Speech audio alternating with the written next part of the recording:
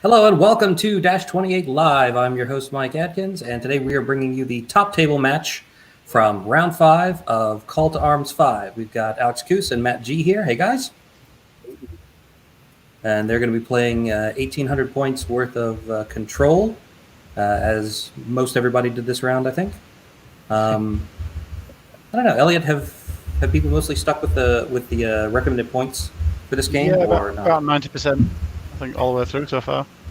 There's always got 10% in there, you know. There's a few people, and then the only ones that don't play 2300. Sure. So they're American then. All right, okay, great. Carry on. Same list as always. And here joining me to commentate on the match, we've got Tom Robinson, Elliot Moorish, and Jonathan Quayle. Hey guys, thanks for being here. No worries. Appreciate it. Yep. As I said, this is the. Whoops, there goes Alex. Let's get him off already. Yeah. Well, that was quick. He's noticed the full UK panel. Screw this, I'm out. All right, so We know who's listed going first then. Alex will be back here in just a minute. And in the meantime, we will go over Matt's list. I'll do Alex's list. I know Roddy, it's my army, so you stole it from me. Last time, right? As well. You know, just kind of like, why would you take this? But yeah. Oh, here he is. There it is. Hey, Alex, we got you back now? Yeah. I think so. But yeah, Tom. Maybe not. That was like years ago. All right, so Alex might be on a spotty connection, but yeah, could you walk us through your list, please, Alex? Okay, so since it was the lower points values this round, I swapped out my pikeman regiments for halfling braves, swapping in snare for stealthy, which isn't probably going to help at all, and then foot guard horde with two-handed weapons, indomitable will, and Liliana's Tear, because I had an extra 5 points at the end. Mounted Scouts troop, 2 hordes of honor guard, one with boots, one with caterpillar, both with indomitable will, because that's how they come.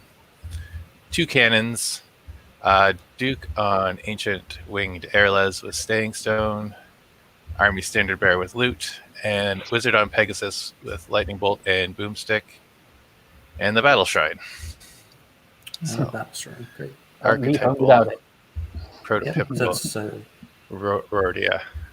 Typical Rordia. Yep. So that's 12 drops with 18 unit strength, but only 9 scoring units, I think, because of your cannons and individual. And now let's pop over and take a look at Matt's ogres. Matt, could you walk us through your list, please? Yep. So it's lower points, so I ditch all the frilly stuff and just take 3 warrior hordes, some hunters with a healing brew because I figured they get shot and they might need healing. Some berserker braves to just run around and get in the way. Some siege breakers, budget siege breakers with a staying stone rather than fury because I couldn't afford it. Pair of warlocks, a standard bearer without the loot this time, and Cuzlo and Madfall and Naldrock because they're quite good. Don't leave them down. Can I ask then, did both of you just take your 2,000 point lists and shave them down, or did you start again? Start from the ground Just up? shave down. I generally have like a core of about 800 to 1,000 points that I stick with, and then I kind of massage the bits on top depending on how many points I go for. Yeah, I kind of just tried to keep the core 3 hordes and characters and squeeze those in to 1,800. Cool. Thank you. Cool. All right, so let's take a look at your UB room here. So this is towards the end of the round, so I'm guessing that most people who are playing Call to Arms are familiar with the map at this point, but we've got 3 fairly large forests. We've got a couple of very tall pieces of blocking terrain with the rocks there in the middle, a couple of hills. We got a flat pond, and then a big rectangular height 3 blocking camp, I guess. Being attacked by the Wilt Father, I think. Yeah, because Tom Anna said that the Wilt Father had to be on every map. There you go. So it's a bunch of peasants trying to set the I put him in every map. That's why it's impassable. No one messes with Willfather. It's like avoid. Oh dear. All right, so if you guys wouldn't mind walking us through your deployment. You guys are playing Control, and it looks like Alex, that's you up top. So could you walk us through starting Yep. over here on the left? All right, so on the left, the 2 regiments of halflings beside the foot guard with the battle standard bearer and battle shrine behind them. And then behind the rocks there is the wizard on peg. And then mounted scouts, honor guard with boots, 2 cannons, the duke, and the other honor guard. Okay, with Pathfinder. Got it. Okay, Yes. and Matt, could you walk us through yours, starting over here on the left with Kuzfall? Yeah, because they're mouthful on the left hand side. Just because he was my last drop, I need him out of the way of everybody else. And then warriors. I'll just remember what I've got. Warriors, Berserker Braves in front of a warlock and some more warriors, and Nomagarok bravely hiding at the back, trying to keep everybody 50% in cover because he's got cannons. And Siegebreakers, more warriors, hunters, hunting some fish in the lake, a warlock again, and a VSP. All right. All right. Thanks so much for walking us through that, guys. Have fun. problem. Good luck to both of you, and we will see you back here when you're done. Thank you. See ya. Have fun. That was All good. right. Let's bring the clock up. Okay, no, you just want me at the bottom. I thought that was just incredibly rude. Right? All right. So I know that when they rolled off, Alex got his choice of sides, and he picked the top. I'm guessing because he wanted to put cannons on a hill. Yeah. I'd have been happy with either side, I have to admit. Yeah. But yeah. Yeah, because cannons in trees is just as good. Probably better, maybe actually. Just for He doesn't have to line of worry sight. about his honor guard blocking line of sight then. Yeah, I suppose. Yeah. Yep. Yeah. Yeah. So the reason I asked around the list is that the Halfling Braves are absolutely perfect for 1800 points control. And I was just wondering if Alex brings them normally, because they're one of those units that I'm not sure I'd bother taking in bigger point games because those slots I'd just upgrade them to something a bit better. But in control at this point level, you're almost definitely going to have huge sections of the board that your opponent can't commit to, and they're so cheap that they just hold a whole, zone by themselves. Because they're not shooty, are they, these halfling braves? No, they're phalanx zombies, effectively. Have they got phalanx? I don't think they've got phalanx. No, they're not phalanx. Stealthy. They've only got normal braves now, haven't they? Ah, okay, they're just beautiful. Well, they're stealthy scarecrows then. Oh, stealthy. Yeah. 75 points for 12, 14, and stealthy. If you're just going to hide them in the back someplace, yeah. Yeah, Sounds like bad. that's what I mean. I wouldn't bother with them normally, but for 1800, they're a perfect choice really for this scenario. And it's unit strength 2, so you're not just going to fly a dragon or a wizard on peg into that corner and snipe it out from you at the end of the game or anything. I did think it was interesting that he put Leanna's Tear on his foot guard because that's the item that negates brutal, right? Yeah, I mean Matt's played ogres every round so far, Right. so clearly that's Alex's notable power gaming. That Right. 5-point power gaming item. Yeah, I'm not sure I've ever seen anybody take it before, but I guess if you're pretty sure your opponent is playing ogres and it's 5 points, might as well. All right, Alex has won the roll to go first, and he's going first. Yeah, funny that. Why would you want to go first when you've got 2 cannons? I don't know. Maybe.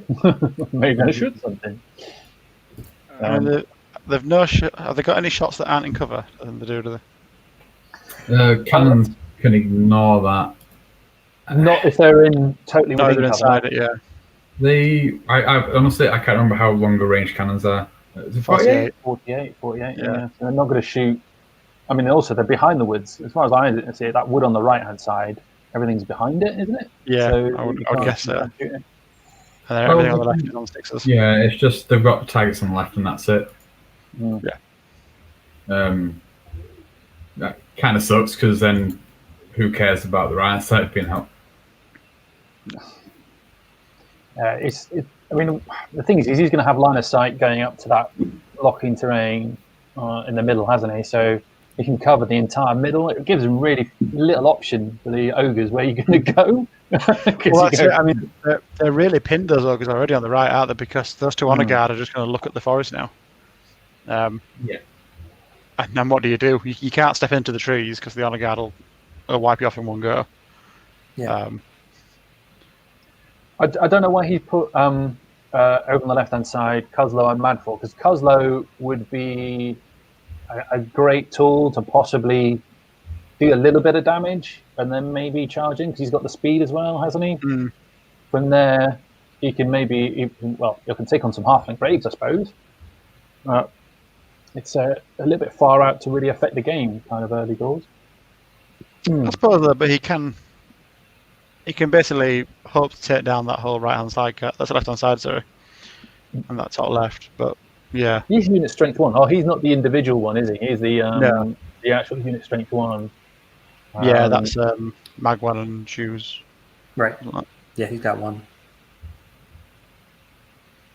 Yeah, so he'll be flying up, won't he? He'll be speed 8. So Is he Speed eight, nimble as well? I nimble. think as well. Yeah. Yeah, he's got Nimble and Pathfinder. So he can I mean, go so he whichever could- way he wants. Yeah, he could just swing right actually and rejoin the fight if he wanted to. That just feels like you put him out of the game for 2 or 3 turns when you didn't need to. Yeah. he's going quite far back as well. I don't know why he's done that. That just Matt did say it was his last drop, so maybe he was. I think towards the end, Alex was trying to decide where to put his Duke, his flying Duke. Right. So it could be just to prevent the flyover. And somebody Right. on chat has just said exactly that. Yeah. But you could have done that by putting him possibly at a slight angle, covering the Duke landing anyway. Could you, or am I making?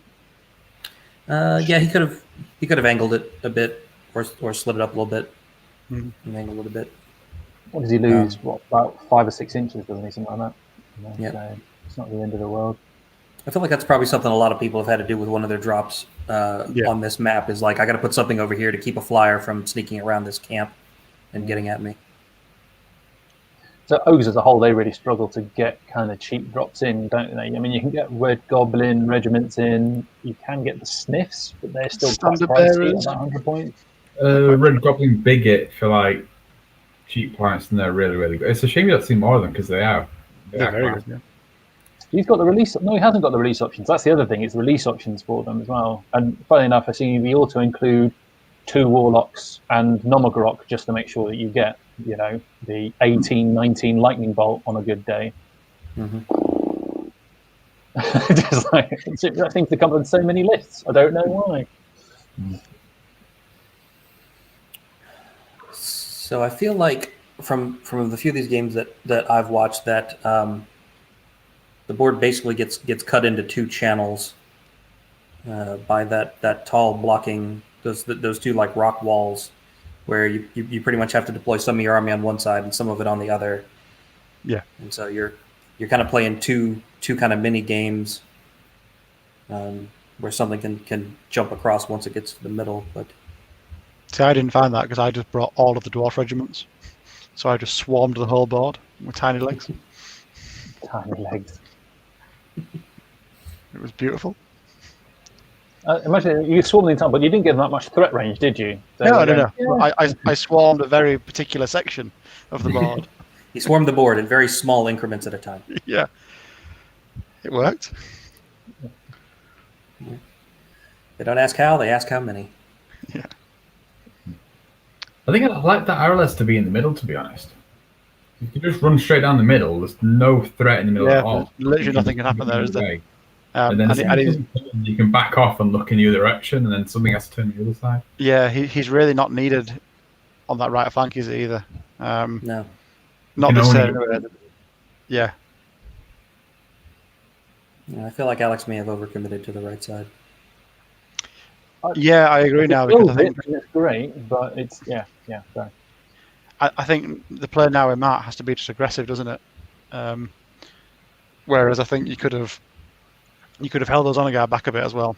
Do you feel he has to be aggressive? I think he's still got the opportunity in that position to just back off slightly and just lightning bolt them a little bit. Yeah, I Tickle him a suppose. bit. Yeah, you've got a lot of lightning bolt there, haven't you? And you're not You getting can shot tickle him a yourself. bit. Yeah, exactly. And then you can just carry on hiding and just stop the Duke from getting into you. You know. Yeah. Can't see the scouts because he didn't touch the woods with them. But yeah, you could lightning bolt either the Duke or the honor guard. Got to catch a lucky waiver on them or something like that. I'd go off the honor guard. That Duke never dies. All right, moving on to Yeah. shooting.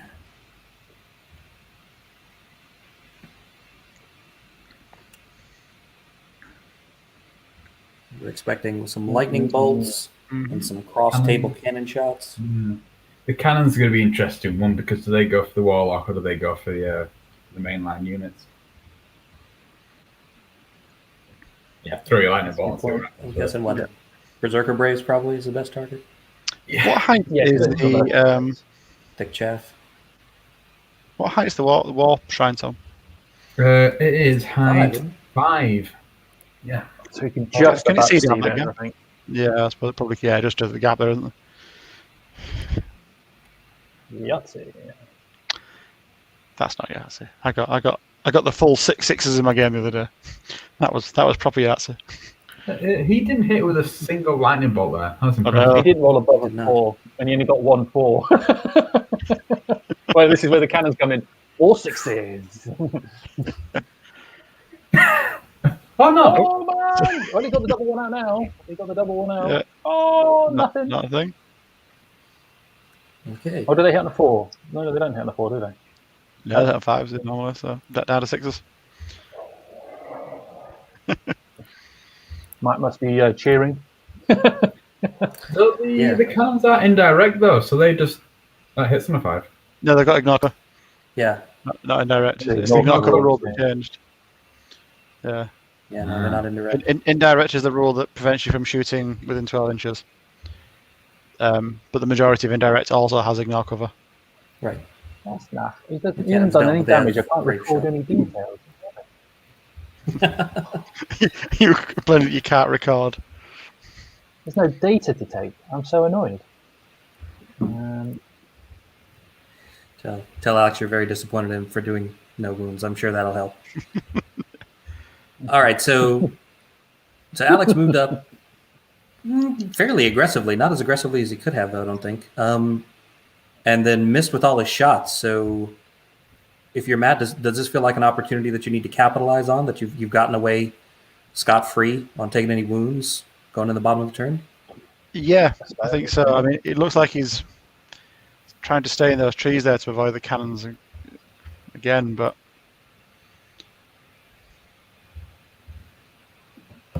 yeah, I think that's the right thing to do is to push out. He's got to be careful here. I'm just noticing the Duke is angled slightly. I feel he might be trying to sneak in to go down the right-hand side. See the Duke on the right side. He's angled, so he could just dive in and then do a 90-degree turn. If he looks to back up. Is that the standard bearer and the warlock over there, is it? Or is Standard it bearer above, right? Yeah. So yeah, you've got to angle the BSB maybe just to make sure that doesn't happen. Sneaky flyers. Who takes those? And it looks like he did bring Koo's Fall back to the fight. He's not going to try to sneak around the camp and flank Probably. anything. It's just going to be stuck on halflings, isn't it? So. Yeah. Is And I mean, he can't fly. He's a Pathfinder, right? Exactly. He's Pathfinder, nimble, and speed 8, but he can't fly. So he can't just do the neat trick of parking his flank up against the camp and waiting to flank something as it comes across the field.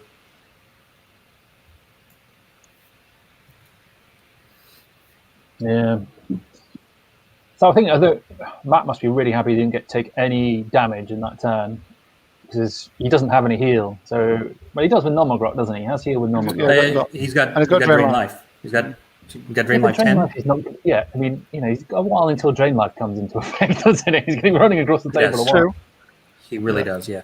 But he's got Yeah, but he wants the lightning bolt, doesn't he? He wants to let's shoot those damn things on top of the hill. Well, what do you shoot then with your lightning bolt? Because he doesn't have any wound mitigation on the foot guard. Should he go for the foot guard?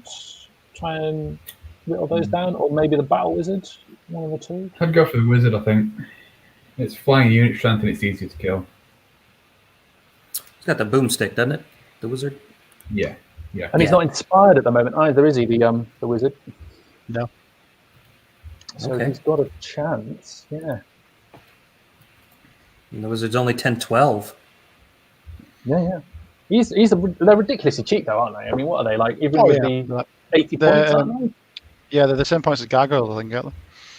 85 points, I think, and then 30 with the boomstick. 115 with the boomstick. Yeah. They're gargoyles that have lightning bolt. I was going to say 85 points with lightning bolt is just ridiculous, isn't it? You don't get regen. I mean, lightning bolt 3 and that's all it does, whereas gargoyles are softer, but they've got regen, they've got attacks. But they're only 810 nerve. And it's not a character as well, so you don't have to worry about your unlock. Yeah. You've got Halfling Brave, they're only 75 points. I'm not getting this.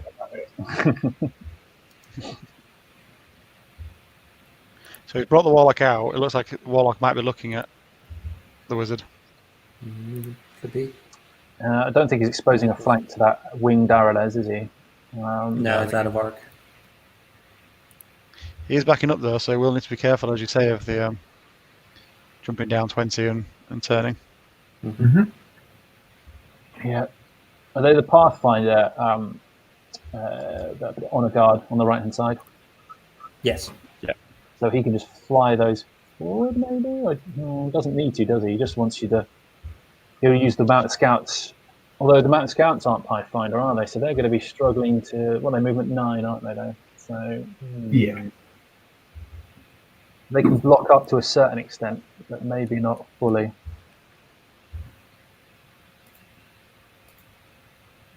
Yeah, they are speed 9, but they don't have. Yeah, they don't have Pathfinder, and they're not currently touching the wood, so they can't see to charge anything. They would just have to move and park themselves in a good spot next turn. But then, if anything charges them, it's going to get mobbed by honor guard. Yep. All right, on to shooting for Matt. Looks like he might go for the foot guard then. Oh. Doesn't rate that wizard. Well, he did just see him miss every single shot. I suppose there's no cover, is there? No. So There's no cover for. Not for the wizards. Sorry, Nomogrok and the Warlock on the left either, will there? Yeah. It's the hill. So it is a good amount of lightning bolt on defense 4. What is it? Do they get the plus ability for the regiments as well as the hordes for the Warlocks? I think so. Question. Yes. Yeah. That hasn't changed since last season. I was making an ogre list where I had like 5 or 6 regiments to do that. These are wedges as well.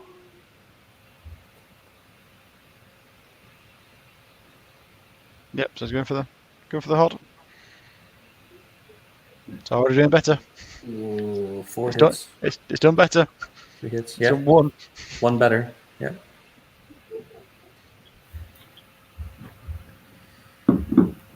Two and 3 for wounds.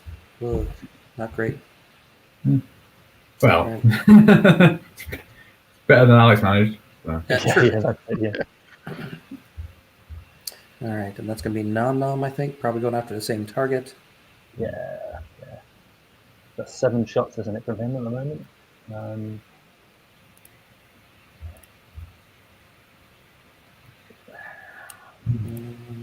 Taking his time. He just has to click the button. Come on, man.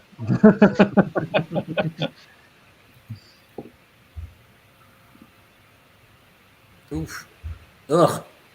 Ah, Well, Low shooting was game. into this game. Yeah.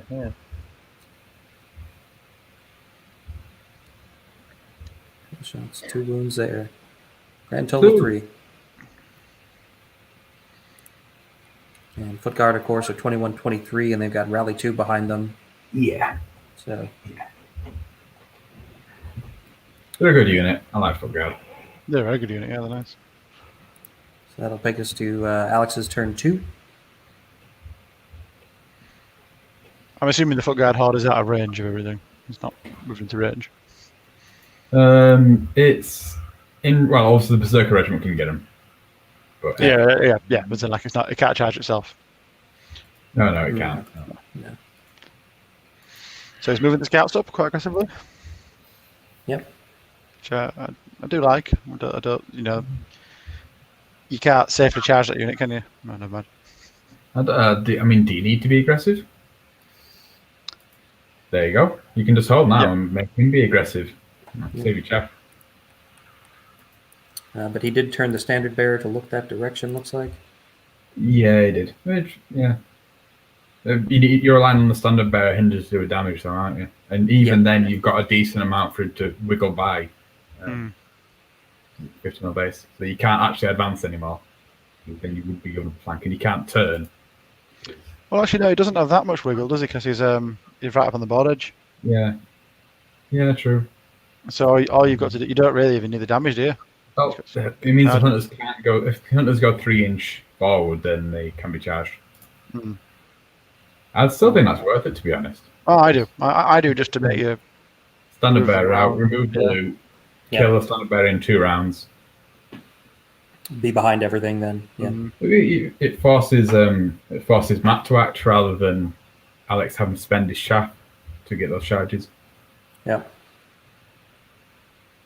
You can afford to wait, I think, on the right flank and just pour some shooting onto the left. Or you can go for it.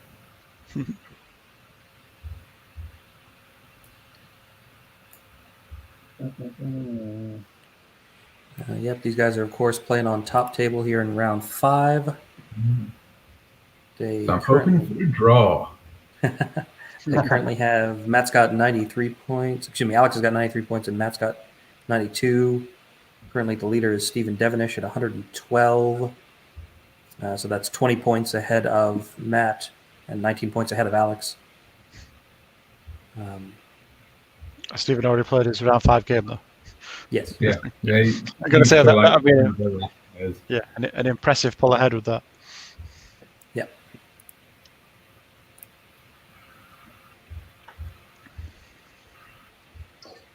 Do these ogre units still have the ability to get out of range of those honor guard, or is he going to get at least 1 honor guard charge? They should still have the. I think that they would need to go in range themselves to not be able to. It doesn't matter. It's all going back anyway. It's because he realised the left side honor guard were in range of the hunters, I think. He doesn't want to chance a lucky roll there.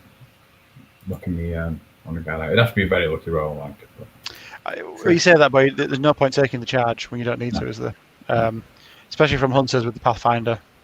And honor guard, when they've lost under us, basically just become warriors themselves, don't they, at that point? Yeah. Why do it? Why not get the charge? Ensnare on hunters as well, isn't it? Is that pretty mean? Yeah, I mean, you get flanked and killed, but you then go worry about the other 2 hordes, which are going to get you. Yeah. It's not worth it, really. I think you can just afford to wait on the right flank. You've got the cannons, you can get that sneaky little flank with the arrows. Later down the line. He's already given his plan away, though, now. He's got to do it now, or else Matt's going to be like, oh, hang on. I think Matt's seen it and been using just an army standard bearer to cover it was risky, but if you call that bluff and the army standard bearer does nothing, and then that Duke on Isles has a flank on anything that it fits against, or can just move to your rear. Does that be 3 attacks on 4s and 4s? Yeah. If he's hindered, yeah. But I suppose worst case scenario, you then kill the standard bearer, don't you? Yeah. That's not a bad combat there. You can't force the hunters to face, can you? Because then there's honor guard, which will be in range. Range, and you have to be in range when the hunters turn. So they can't do it. And there's no chaff to stop it. So you can sit there quite happily at that point. Yeah, I'm always surprised with Ogre lists how rare it seems to be to see troops of the Red Goblin Fleabags. Do they have them? Is that why they don't see it? Yeah, you do have them. So you can take them. I think they're 100, 105 points. which puts them. I mean, I think why Matt takes the Berserker races, they're 140 points, and obviously far better nerve, and pretty much not the same kind of threat range, but at least they do something in a fight.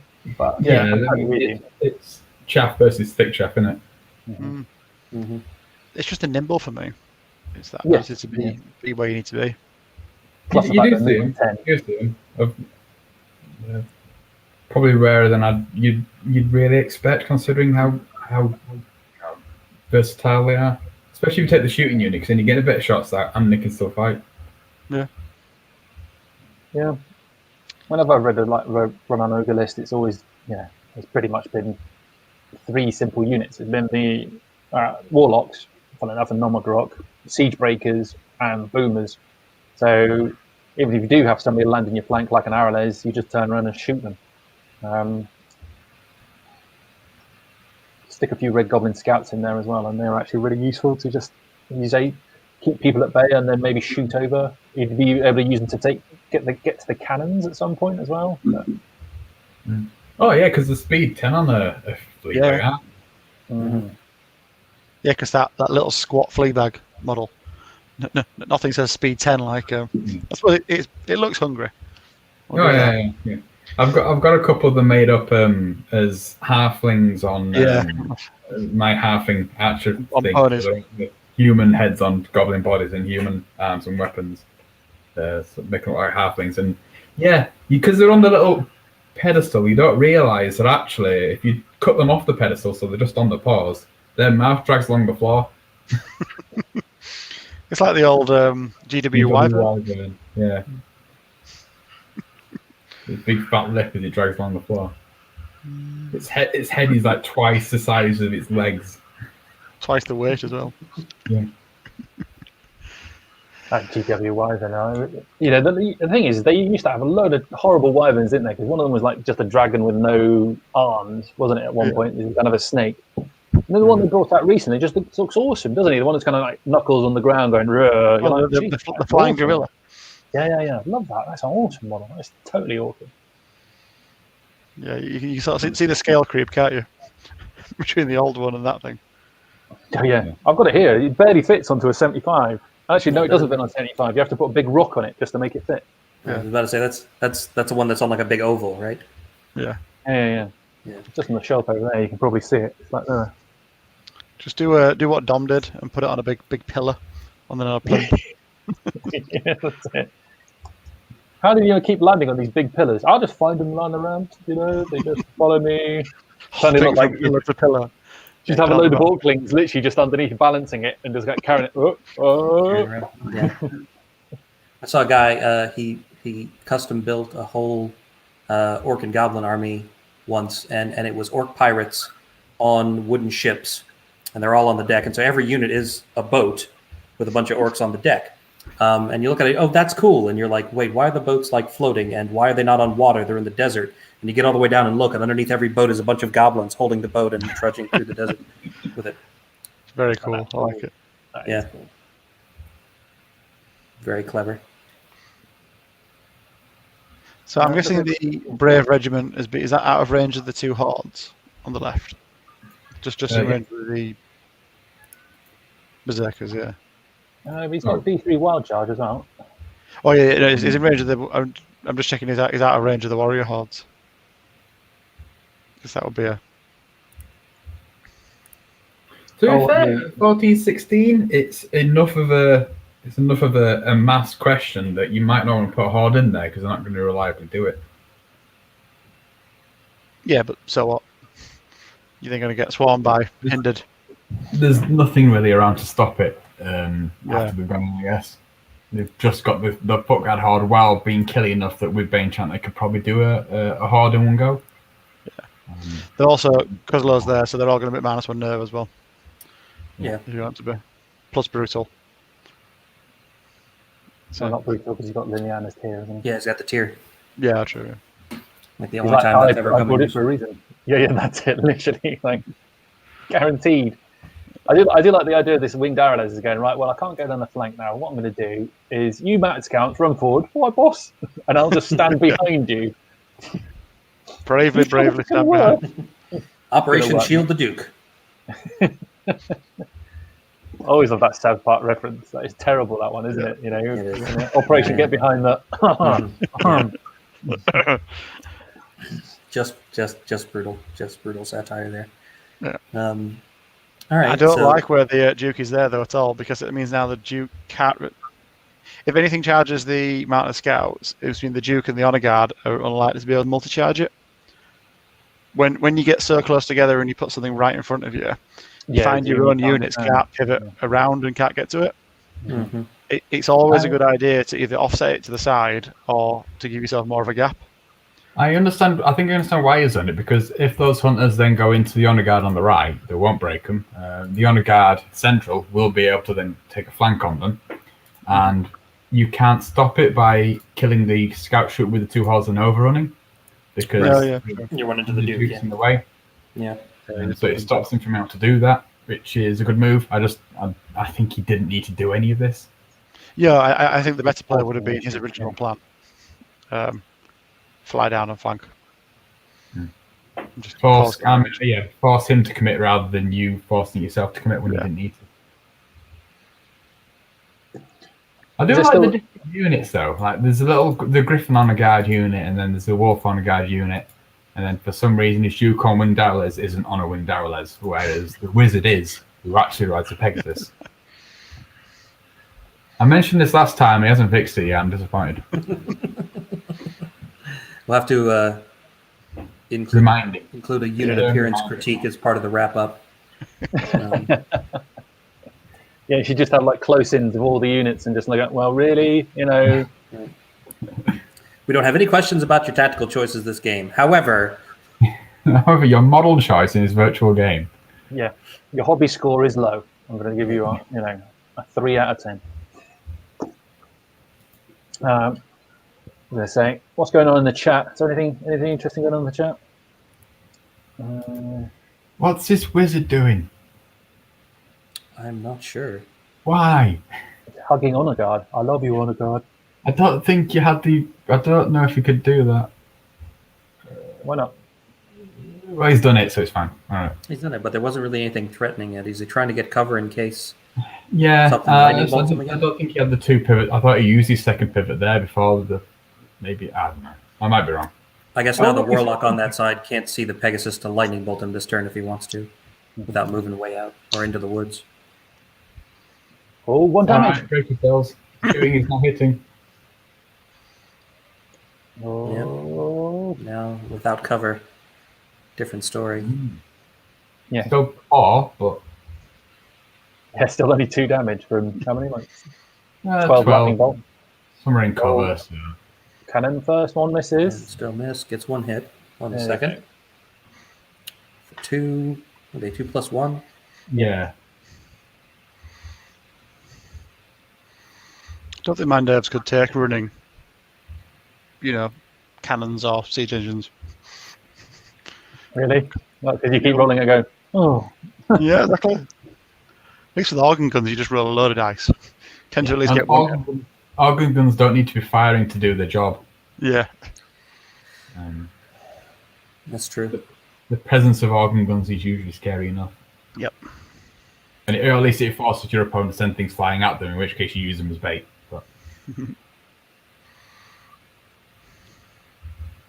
Oh, hang on. Short bow shots.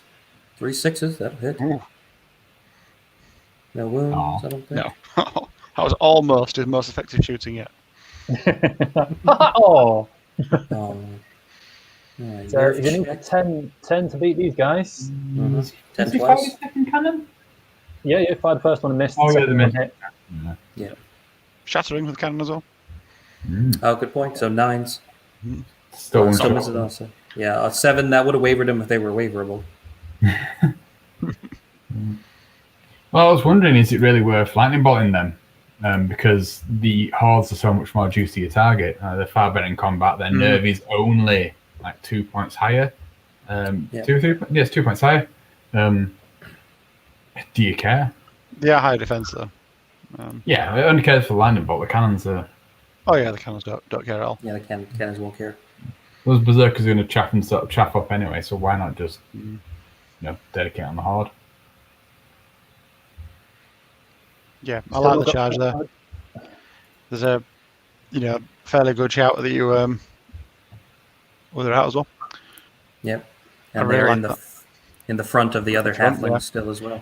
Oh, that's unfortunate there for Alex. I think he was a bit overconfident in banking on a shooting, getting rid of them. Yeah, possibly. Yeah, seems like easy enough thing to.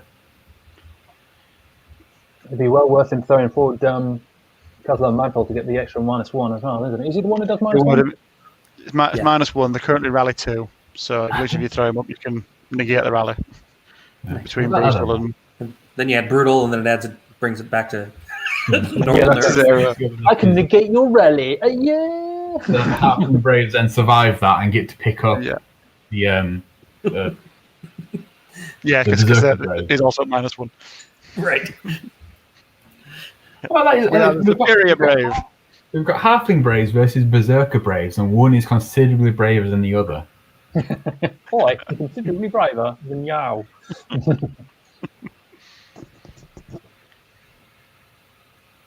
I mean, is Braves not actually very brave, ironically. Well, they're brave for a halfling. Are they? I don't know. Well, none of the other halflings have shown up, so immediately they're braver than all the ones that stayed home. The halfling smarts are the ones that fire the volley guns.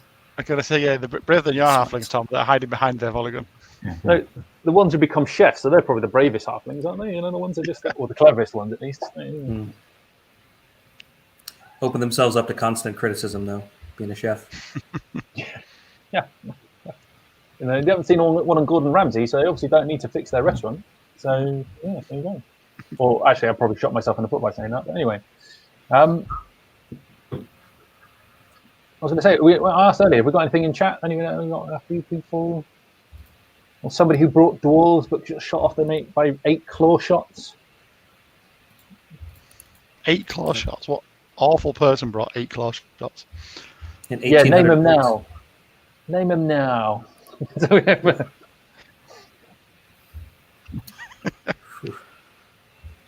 8 claw shots. That's a choice, is that? 1,800 points. Yeah. Yeah. Plus, with all the cover, they're all scoring.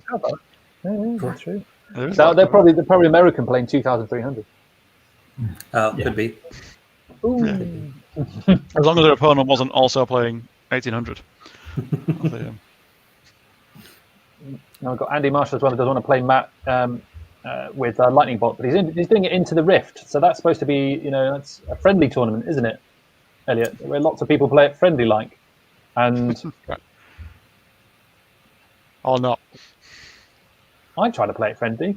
I've been playing it fairly friendly. I've been playing Green Lady. That's friendly. Oh, we've got a name. I don't know if we should put them out on the channel. Now you have to be watching to know who it was. Yeah, I'm not. You can watch the chat replay if you want to know. But I was gonna say, the chat doesn't go away. I'm fine with shaming people by subtweeting, but not by actually calling them out in videos. Okay. Could you paste it, but just take out the middle section of their name? So then We're just gonna put a random person's name up on screen. Yeah, that's for no reason, without context. Yeah. We're just going to jumble up all the letters and throw it out there, and you work it out who it is. It's an anagram. It's an anagram. Oh Lord. Answers on a postcard, please. His name is Sandy Ravage. Work that one out. And it's a shame because normally in circumstances like this, I would go with the old King of the Hill, and you throw out the default fake name of Rusty Shackleford, but there's actually somebody named that that plays Kings of War. The thing is, there's not, because that's not his name. Right, but he goes by that. Yeah. And also, he takes horrible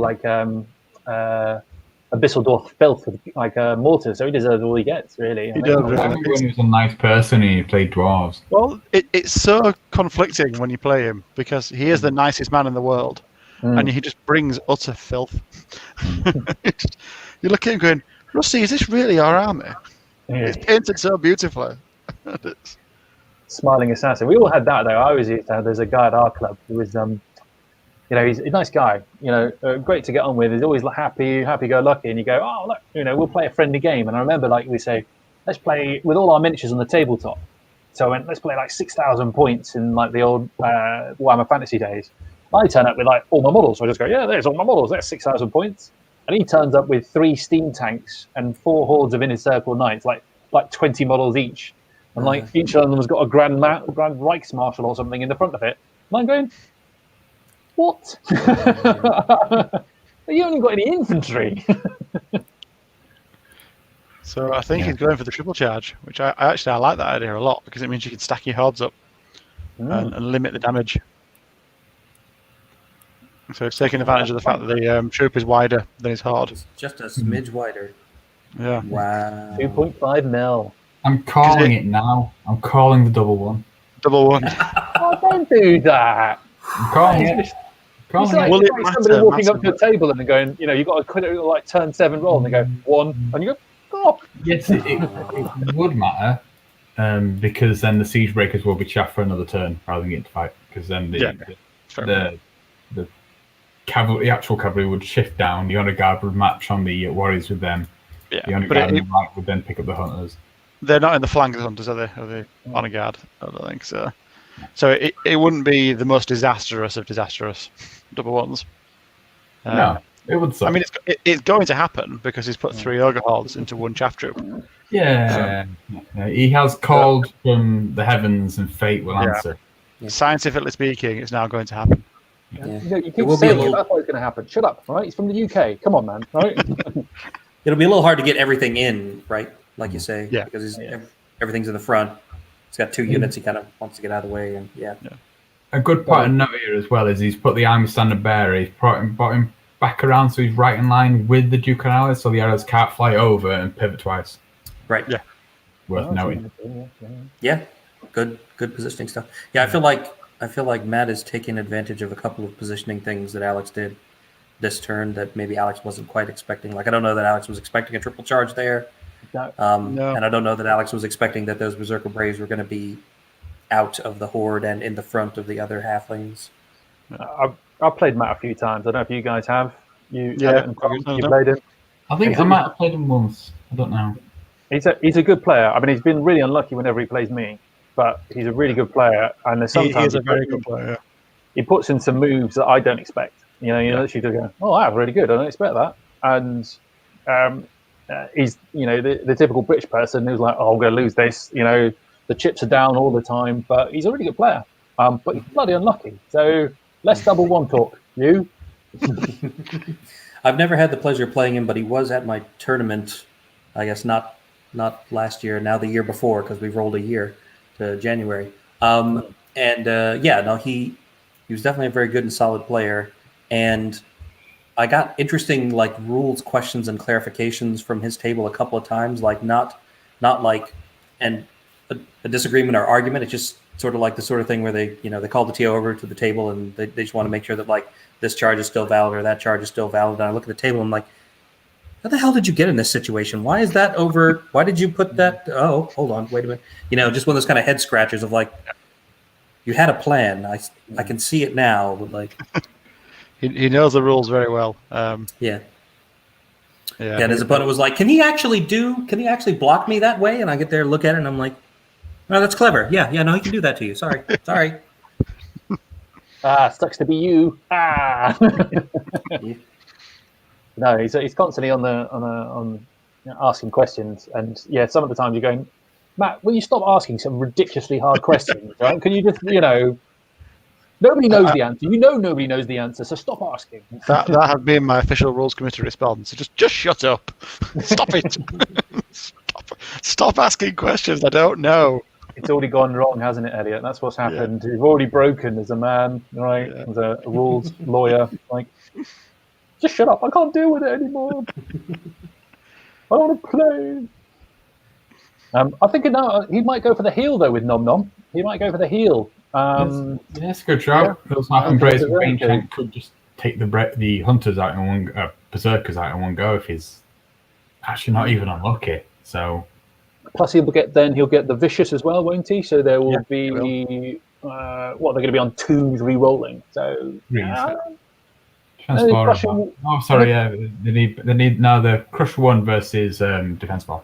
They're defense 4, aren't they? They're halfling. What are they bloody made of? Pies. That's why they're brave. Stacked pies. Just legit. Pies in overcoats. Pies and waistcoats and. Actually, I made some short crust pastry the other day, and yeah, those pies could be pretty tough. Yeah, I can totally take that. Or it could just be my cooking. I forgot as well on the chat. It was 1,800 points that he took 8 claw shots in. 1,800 points for 8 claw. I mean, they're like 100 points each, aren't they? Yeah. So it's like more than half your own. Well, taking 2 halls to unlock them, and then 4 troops apiece as a result. Yeah. I don't know why you'd do that. Why would you even want to do that? What happened to you as a child to make you think that was a thing that you do? Well, apparently it's Tom Annis's fault. Although I'd like it that, somebody blames somebody else for an army that they take is not really acceptable. Let's be honest. Right? Unless it's Tom Annis. Then I can't play the rev cap thing on Elliot. It has to be my own fault, man. Yeah, that's my fault. Yeah. I'm sorry. I'm not. Right. He's putting 2 fingers up to the halfling braves in the flank. Look at that. He's just going, yeah, go on then. If you think you're hard enough. 6 is the hit. Take your hindered flank charge. I think what he wants to leave himself open to either attack on the individual, if he can, or go for the shrine, hasn't he, really? He's got to look at trying to... Can he see? Aren't the halflings? The halflings will, but if they're dead, then yes. Oh, sure. All right, so it looks like we're on to shooting. Looks like we're getting another lightning bolt on the horde on the hill. Continuing to wear them down. I'll try to anyway. Although shooting's gone so far this game, he'll get 1 damage. Oh, it's thinking. I don't know who to root for in all this, because Rordia is like my army, but then Matt's from England. Yeah, but surely, Tom, you want to be the best in your particular race, right? So you're surely rooting for, I'll do the best in the country. Right.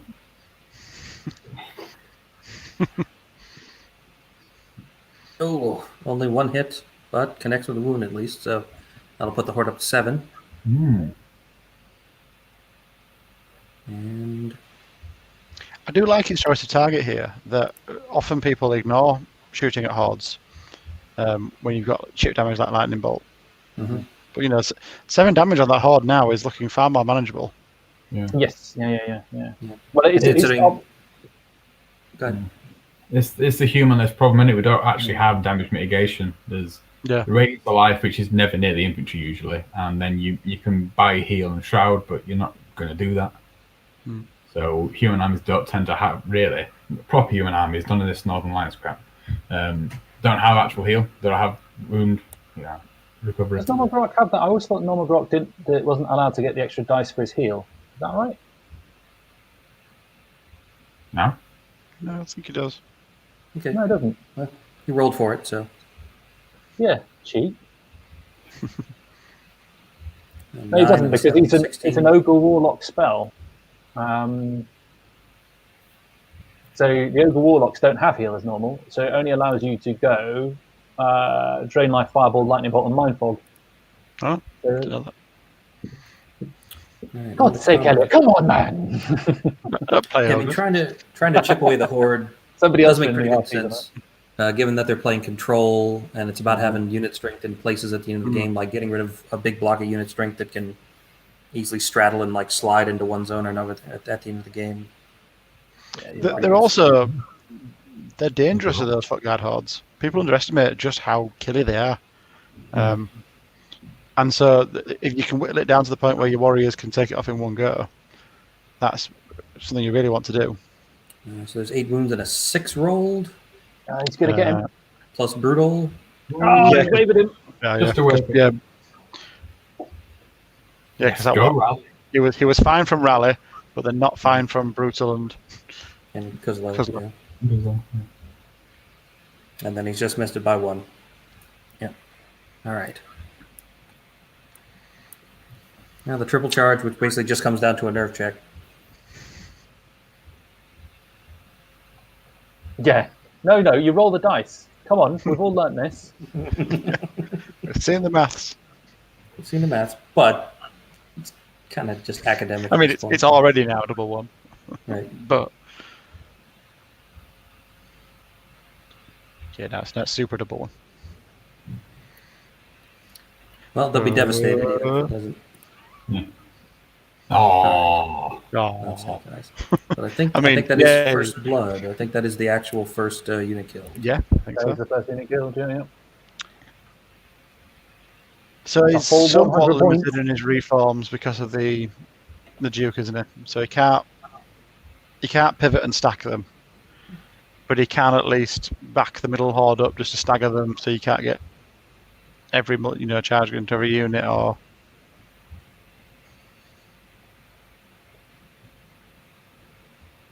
Yeah, and the Warlock here on the end limits his reform options a little bit, I guess. You can't sidestep that way or pivot that unit. Yeah, he's also means now that he has to pivot that unit, quite a tight angle to miss the Warlock. I'm not really sure why the Warlock needed to be there. I think he was trying to get it safe from the arrows jumping over into the flank, but Yeah. Yeah, but he moved it out of arc, so it doesn't need to be that close anymore.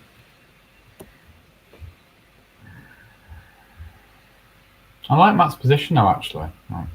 I do. I'm surprised he's taking his time here because I would imagine that he had a plan going in of what he was going to do.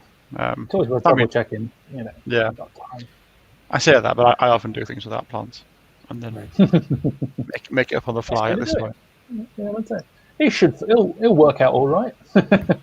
Right.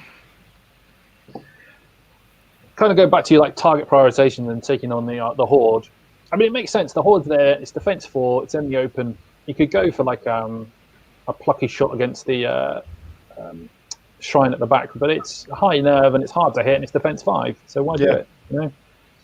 Yeah, I'd tend to prefer to keep my foot guard at defense 5 as well. Yeah, It does after it, doesn't it? Especially when the only other target really is the wizard, and I probably would have gone for the wizard. But other than that, you're going to halfling braves, and who really cares? So it's the only real target because you want everything on one thing because spread shooting out, it's not going to do out. Mm-hmm. but I think at this stage, what's going to happen is he's probably going to just shuffle backwards, aren't you? You don't want to engage at all at the moment with the honor. With the foot guard. He's gone for the 3, so he's got the full 3 inches. So if they have to shuffle everything. Always lucky. Yeah, he's got because if we roll the 1 there, then the Yep, then the Duke fits. fits it. And then he's had to do it with the siege breakers as well, otherwise he gives them a I flank. don't want to roll D3, these bastards. Well, that was perfect, which was a good Yeah, thing. it was, Also needlessly risky. I love the fact it was a 3-2-1 as well. It was Right. Right. Come on, guys, let's do this perfectly. We practice on this. That is a choreographed, synchronized display. Three hordes of ogres all do the cha-cha slide. Yeah. Do. Let's make it a dance little of bit the cooler. Maybe they ogres. do like a moonwalk or something like that, when they kind of just spin and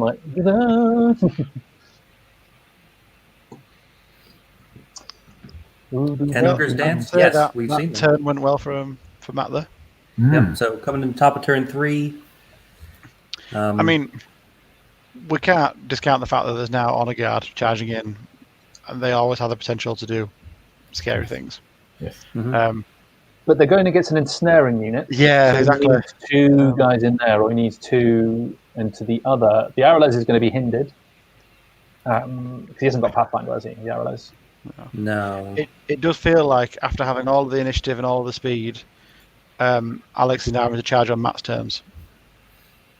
Yeah, Matt's played it well in that respect. I Yeah. have to give it that, yeah.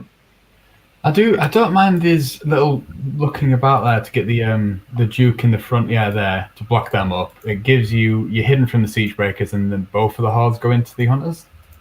I think that's what we're seeing now. They fit, yeah. Looks like they do, yeah.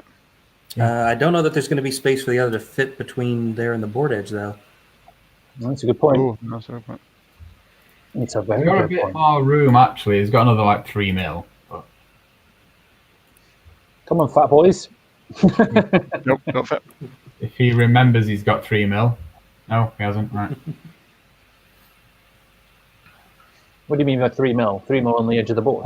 He was going up to the edge of the wings, not the edge of the base. This is why you don't have models overhang in UB. Yeah. Will you just spin them 90 degrees? Come on, all right? You know, you've played against my bone giant with a really long arm. He spends most of his game looking the wrong way because The one long arm, just smashes through units. He's like, sorry guys, sorry. It's all right. Tom's Oh, crap. Tom's old Wood Elf Dragon used to have a handle on it specifically for making it do backflips. It was about 12 inches tall because it was a giant tree, and then the dragon was wrapped around the tree with another citadel ship. But then it had one branch sticking out, so every time I reached across the table, you'd go, sorry. It was really well put together, but Elliot did make it do several backflips when he hit it.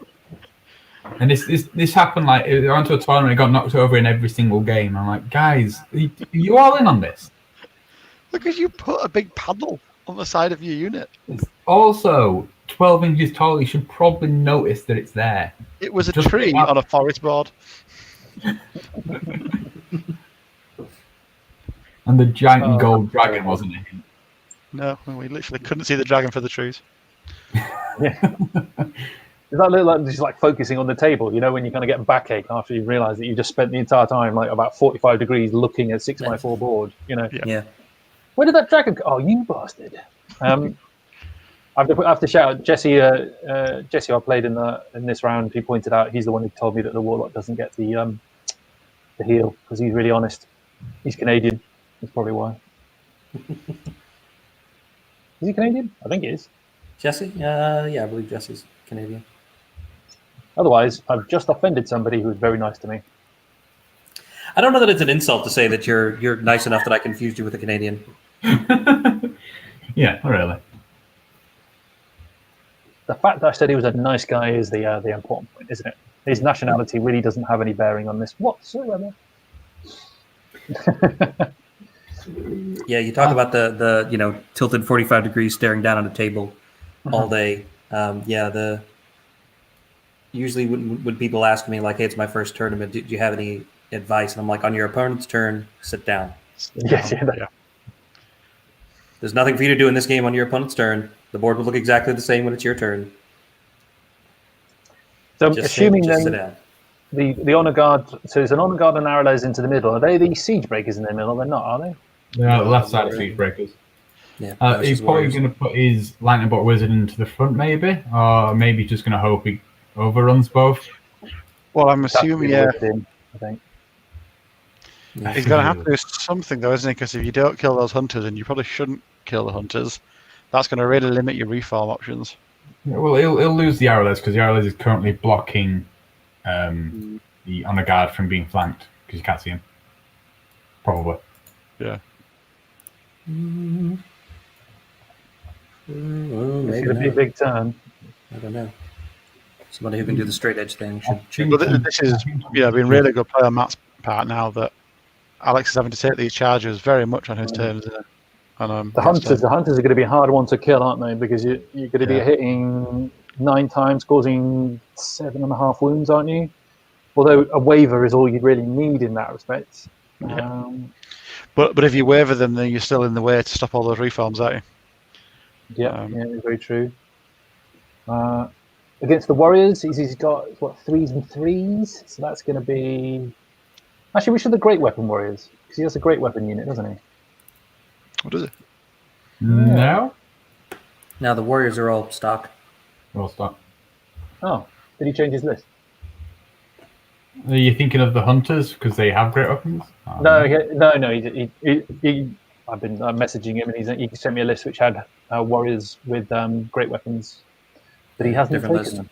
Yeah, different list. Different list. I'm not a big fan of the great weapon ones I've got, so. Yeah, you might as well take siege breakers. Yeah. Ogres are squishy enough. I mean, in general, you might as well just take siege breakers if you can afford it. If you can afford it, yeah. This is the risk here, though. Oh no, he's going in. I thought he was just going to stand in. Find the points. All right, so there comes the wizard. Yep. Chaff duty. Yeah, Zed doing its job. It's chaff. Well, it's not. I suppose it is still chaff points, isn't it, with the boomstick? 115. Yeah, it just so it's using a flying unit strength, which is so important when you're fighting against ogres who have lots of those unit strength. Yeah, all of Matt's units are scoring, and 3 of Alex's are not because he's got that 1 standard bearer and the 2 cannons. Ogres like control. They do like control. What's going to be the damage then from the middle? So the arrow layers is going to cause, because he's going to be on 4s and 3s, so he's going to cause 2 or 3 damage, isn't he? 2 or 3, yeah, and then it should be 9 damage from the horde. Was it? 8 damage from the horde because it'll be on 3s and 3s. So it's 18. 12 hits. 8. So if you work that out, like the average is going to be somewhere around about high 14, low. It's going to be around about 8 or 9. It's going to be iffy. It's not. If he survives, even just wavered, that's going to be great for him because the siege breakers are going to counter and kill that wizard. They're going to be able to spin. Whether he's going to be able to ground the arrows, that's going to be the key. If he could get the... No, because he just can't get them out of the way if they're wavered. So it's going to be key if he gets the wavered warriors. Otherwise, you send the standard bearer in, don't you? Just on the off chance you knock him down. I mean, we're on turn 3 here. I think a victory for Matt on this side would be if he can kill the Arrowlers, because if you've broken both flyers, all of a sudden Alex's army becomes far less manoeuvrable, and just feels a lot more stuck in a corner. Whereas it is looking like at the minute that the left hand side is going to be Matt's and is going to open up quite a lot and quite quickly. So that's my priority. Well, that's it. Well, that is the kind of the thing with War Orange, isn't it? Is that everything's going fine until it's not. 3 cannons hit, and then suddenly you're an ogre horde shot. Yeah. It does just happen, doesn't it? It's like the fun of playing Abyssal Dwarves, where everything's going fine and then it isn't. And you lament the fact that you're not at a real tournament drinking.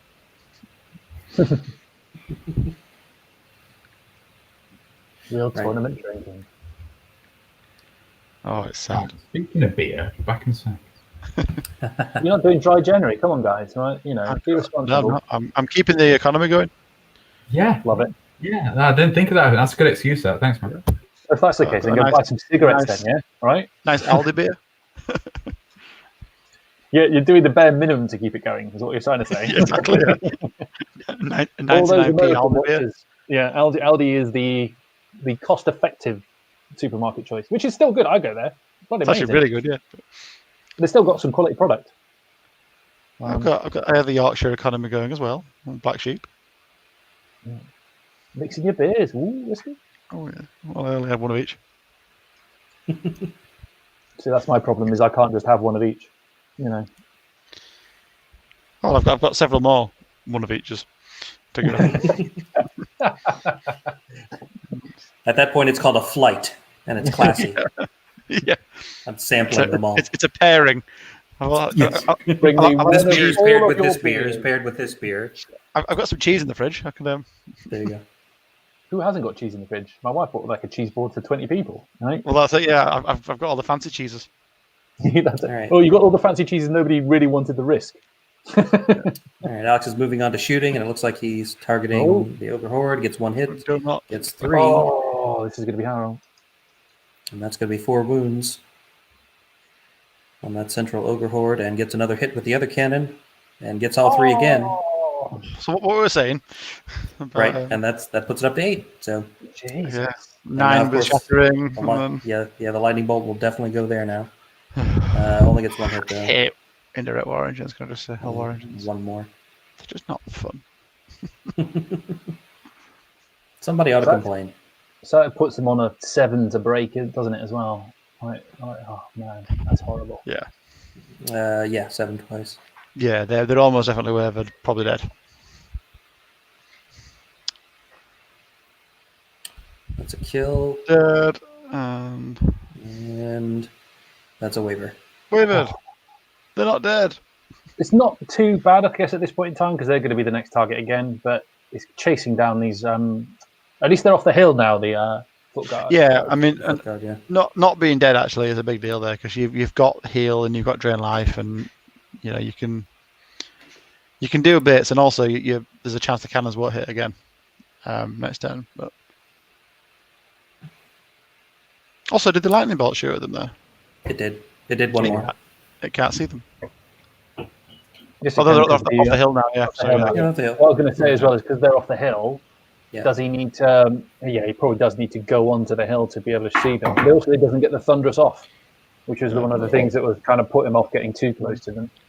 So Tom, you know what we're saying about all that needs for the cannons to hit. Yeah, I saw that. And I'm like, yeah, there you go. On to combat. I told you so. So this is Honor guard on hunters. yeah, Doing 6 wounds. damage. Rolling an 8. fine. Moving on. There's no brutal, is there at all? No. No brutal. Right, yeah, he's done it. Yeah. Now for the tricky one. Ooh. We're expecting somewhere between 8 and 14 wounds. Using the boots, yeah, Avi picks up 1 hit from using the boots. Ooh. That's not good at all. Oh, why is it on It's 2? 9. It's because it's Thunderous 2 Crush 1. So it's Oh, on of 2. course, yeah. So it's okay. Never mind. It's fine, is that? Almost very bad, but fine. What's that? 4. Oh, so he's wavered. 9. No, dead. Oh, No, 4. He just 9 and rolled 4. a He got the oh yeah, roll. 12, yeah, 16, yeah. Yeah. One shot on both of them, actually. I mean, he was inspired on the Yeah. right. But he's a waiver, I think he was looking for, really. Oh, go on, you hero. So close. See, I class that as a low, rolling under or not killing somebody on a 5+ that's a low roll, isn't it? Yeah. Yeah. You'd be annoyed at that. I'd be annoyed at that. I'd be annoyed I didn't get a waiver or a Healing kill. brew coming out.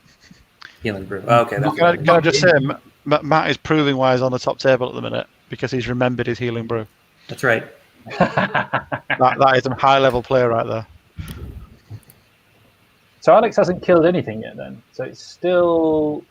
He hasn't. I mean, there's some There's units a lot that are down limping. Yeah. But he hasn't taken anything off the board yet. No. We got That Bob can way wait. through. I mean, in the first 2 turns, his shooting really didn't do anything. It finally came alive this turn and wavered a horde. Next turn would be pretty easy to pick them off just with the lightning bolt from the shrine, and the cannons can start working on something else. He might get a cheeky 6 dice heal. But I don't know. I guess you've kind of got to, but is it one of the ones where if you double down on the healing and then he just shoots you off anyway, you've wasted your healing? Well, could he get adrenaline life? It doesn't matter. At the point, but No, but you'd go for a lightning bolt, wouldn't you? A 5+ No, hit you lightning can't. bolt. You would not be able to see at the moment. You'd have to get around the side of the berserkers. No, from there, he'd be able to see them because they're still on the hill. They're just not fully on the hill, so he can still see them. they're currently in the hill. Yeah, but Yeah, they're currently 12 inch away, so you'd have to come out from them to then go back in. So you'd lose a bit on the Pythagoras, wouldn't you? Yeah, Tom was talking about drain lifing the halfling braves, I think. No, I'm talking about lightning bolt, the foot guard. Oh yeah, it'll be covered now. Yeah, I think that's where we just got confused. It's like, what? Who? Hey. Good use of the standard bearer to take the thunderous away from the if he can do it. Interesting. Away from the honor guard. No, he's not going to be able to do it. I don't know what he's trying to do. He's flat. They'd both be flat no matter which way you did it because of the previous combat. His issue is he can't block the Duke from picking up the warriors after. Yeah. He's just trying to pin them in so that he can then get a charge on the other guard with the siege breakers. But again, though, he's got drain life there, hasn't he? So he can drain life the wizard with that warlock and put a bit of heal. It's only drain life. It'll be 7, won't it? But only drain life 7. I'd take it. well, yeah, I do. But it can heal 1 or 2. And at that point, the hindered Duke isn't guaranteed to pick that unit up. Yep. And the wizard's height 4, so the warlock can see it over the siege breakers. Yeah. All right. Over on the other side, Kuzlo and Madfall go into the halfling. Yeah, allow that charge. I mean, you're giving your flank up to the battle shrine. Can't see. Okay, I see. Brilliant. So, checking your overrun options there to see if you can get out. I think there's a very real issue that Alex has gone too far on the right, and he's not going to be able to bring that stuff around to contest the centre, so he's giving up 4 squares essentially. Yeah. No, and that he's being bogged down. That's what I was saying earlier about my priority now would be grounding and catching that flyer, so that everything really is just caught in that corner now. There's a lot of points all concentrated in that bottom right corner for both sides. But realistically, I think those 2 honor guard are still going to be alive at the end of the game. I think they will. I think they'll be alive in that corner. Right, and one of them has Pathfinder, so he can kind of get out in the way, but the other one's got boots that it's already used, so it's kind of stuck over there behind all the terrain. It may be all the ogre hordes are dead. The siege breakers might still be alive, but that's kind of what siege breakers do, don't they? Just don't die. All the dust clears, and they're just there. Well, I mean, if you want somebody to go after the siege breakers and kill them, then you probably want honor guard as a very point sufficient unit to do that. I'd like to see him be a bit more loose with the standard bearer, so it's more central. So it could make that like last turn, he could have made the choice to take the path the J boots into the siege breakers, and if the standard bearer if he just marched from 10 inches turn before, because he doesn't need to inspire anything, he can then just walk 5 more inches and then Bane chant the honor guard, so they're doing it to the siege breakers rather than the warriors, because they're a far juicy target, and it's going to turn around and get crushing 2 thunderous 2 on them, really. So. I was thinking about the wavered warriors in a moment. I'd almost be tempted to back him off, only because if he got he just tried and he couldn't quite make cover. But even if he doesn't, in the next turn, if he survives for whatever reason, because he's either going to die or he survives. So I suppose if he survives, he's still not going to be able to affect any of the combats up there, is he? Because he's just too far away. I think the thing is, he's got those 2 characters, so he's fairly safe at holding those back 2 zones. That horde now can't do a whole lot, can it? The foot guard horde now it's backed off. It's going to take another round of shooting, isn't it? And I think he's probably going to just put it in a position where the Berserker Braves are the only viable target. I might have been tempted to heal the Braves just so they couldn't be easily lightning bolted. But we'll see. It's going to be. So it's turn 3, halfway through the game. It's halfway. Is it turn 3? No, we're not quite at turn 4. We've got a pause clock. I don't know if they've gone somewhere or they've just not restarted it. No, I've seen Mike has gone for a pee as well, so that's probably what it is. Actually, if that's a pause clock and he's got just under 30 minutes, he may have to push a little bit harder. Is that Alex who's got under 30 minutes, or is that... Alex is player 1, yeah. Yeah, on that. So. Yeah, because he went first, didn't he?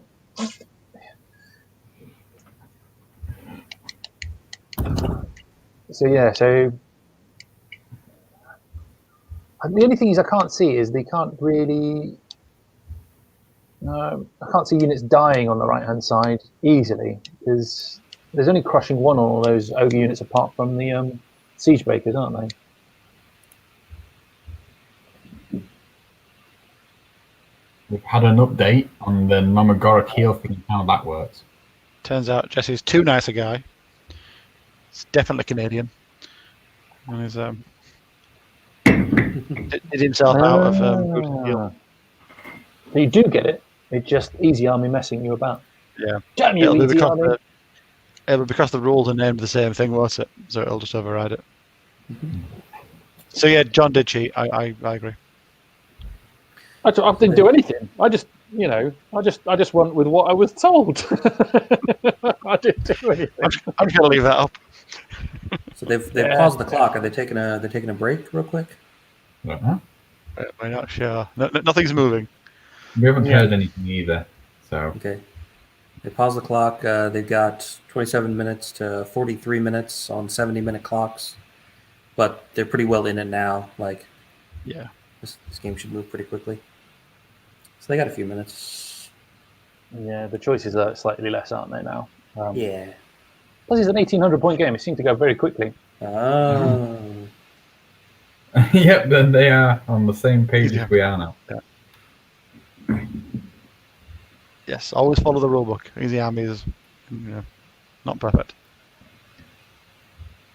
It's not so easy, Army. Ah! Thank you. Good night.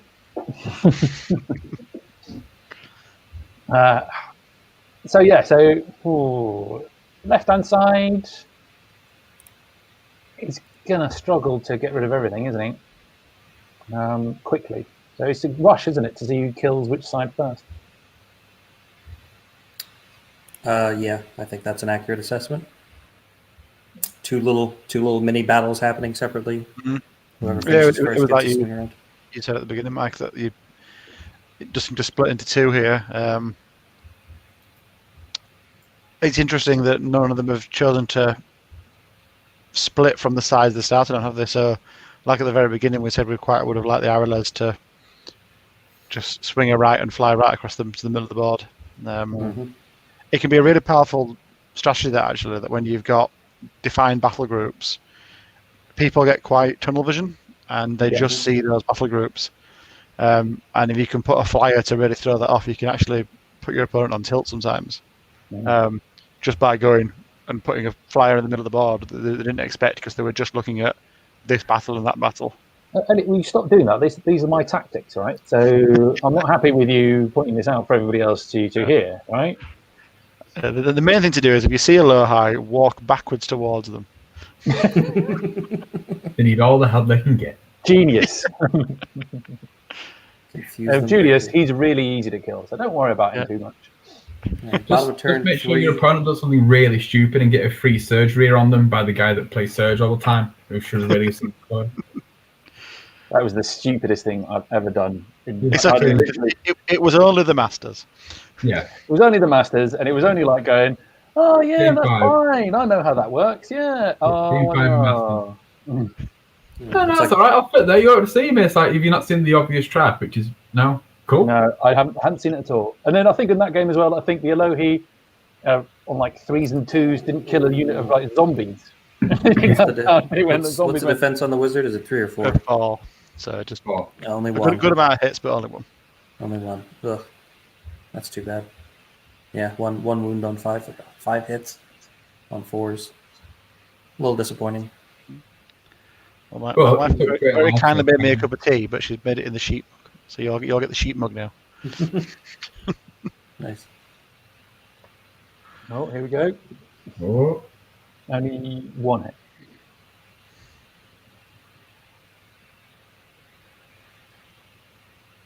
Shooting's been pretty naff so far. Yeah. Just one more. I mean... So who was it? Is that Nom? So Nom's not healing them? No. Yeah, no, Nom didn't heal. That's up to 9 on the Horde. Just adding 2 wounds. And a 5. Yeah. No, I mean, is it really worth healing a unit when those foot guards can come in and do 14 damage off the bat fairly easily with a Bane Chant? Oh no, I was thinking more, do you heal the Warrior Horde? Yeah. Yeah. I don't know. There's a lot of line about there. If you'd have spiked, you could have got a... Well, either way, it doesn't really matter, does it? Because you got Indomitable Will. All right, so Kuzfall did 3 wounds and rolled a 7 for nerve. Should get the next turn, you would imagine there.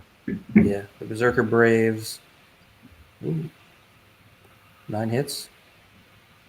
And 6 wounds. Yeah. Ooh. Rolls a 3, we'll still get it. Yeah. Because they were on snakes at that point. So I think he worked out, didn't he, that you did a 5, did he, on the overrun? It was quite high, wasn't it? Yeah, he needs to go pretty far forward. Could he get a 2+? Could he get out of arc? No, he's going to need a 3, isn't he? I think he was quite. You got Look 5. at that! This guy in the reform dice. Yeah. This Oh no, game. sorry. What wasn't a 5? Must have been a lot less because it's Yeah, I think it was well like a 3 from he there. needed. That's a right pain of a place to be, isn't it? I mean, it can get flanked now by the. A flank and a front, maybe. Yeah. All right, I'm Hunter. kind of hoping it doesn't do. Oh, well, the minute 3. hits. Yeah. 8 damage. That's a really good. And a 7. That's a Wallop. 15 plus brutal 16. Yep. Oh, That's a wavered honor guard. That is a that wavered is honor guard. awesome. Oh, well, that's Do indomitable the will. honor guard out of Warshrine behind him. Yeah, Hits. you're right. Nope. Yeah. No wounds from the. No wounds from the standard bearer. They've got indomitable will though, haven't they? Yeah. So you just said to the. So, I mean, it's 8 damage rather than 7, and it forces the indomitable will. Yeah. Sure. But no damage from the standard bearer is a bit mean. But Siege breakers easily pick up the wizard. Mm-hmm. Yep. Much better reform. Yeah, and that's going to bring us to turn 4. I believe. Right? That's the last combat? That all went well, didn't it? Yeah. I just wonder if he's going to remember the honor guard there that he charged with the standard bearer. If he declares a charge, he would then be hindered. But if he declares a counter charge, because he hasn't done any damage, he's not disordered and he doesn't become hindered. So he'd get to keep his thunderous. you could collect a counter charge. Yeah. So he can counter charge and get thunderous too. But if he declares a charge, then he'd lose it. But it'd also be a flank charge. So Yes. Yeah. Oh, I see what you mean. Yeah. Yeah. You could charge and flank, or you could counter charge and Yeah, that's so- good. He's using his Indomitable Will on his Wavered Honor Guard over there on the right, as we expected.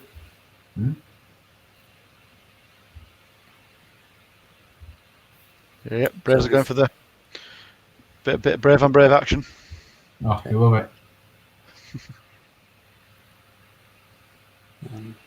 So, the mark of 2 great players so far. One of them remembered to use Healing Brew, and the others remembered to use Indomitable Will on a non-infantry unit. Top level play here. Is Matt lost a unit yet? I don't know if he has. Not yet. No. And again, we said before how much everything was limping. Now it's really limping. But yeah, I think it's the right choice to go for the double charge. You really could do with them being dead. And you're in no different position are you afterwards. The Battle Shrine's not particularly slouching combat, is it either? 6 melee for crush run attacks. You got a Bane Champ behind there as well. It's the 6s to hit on the Braves. That's going to be the killer, isn't it? Yeah.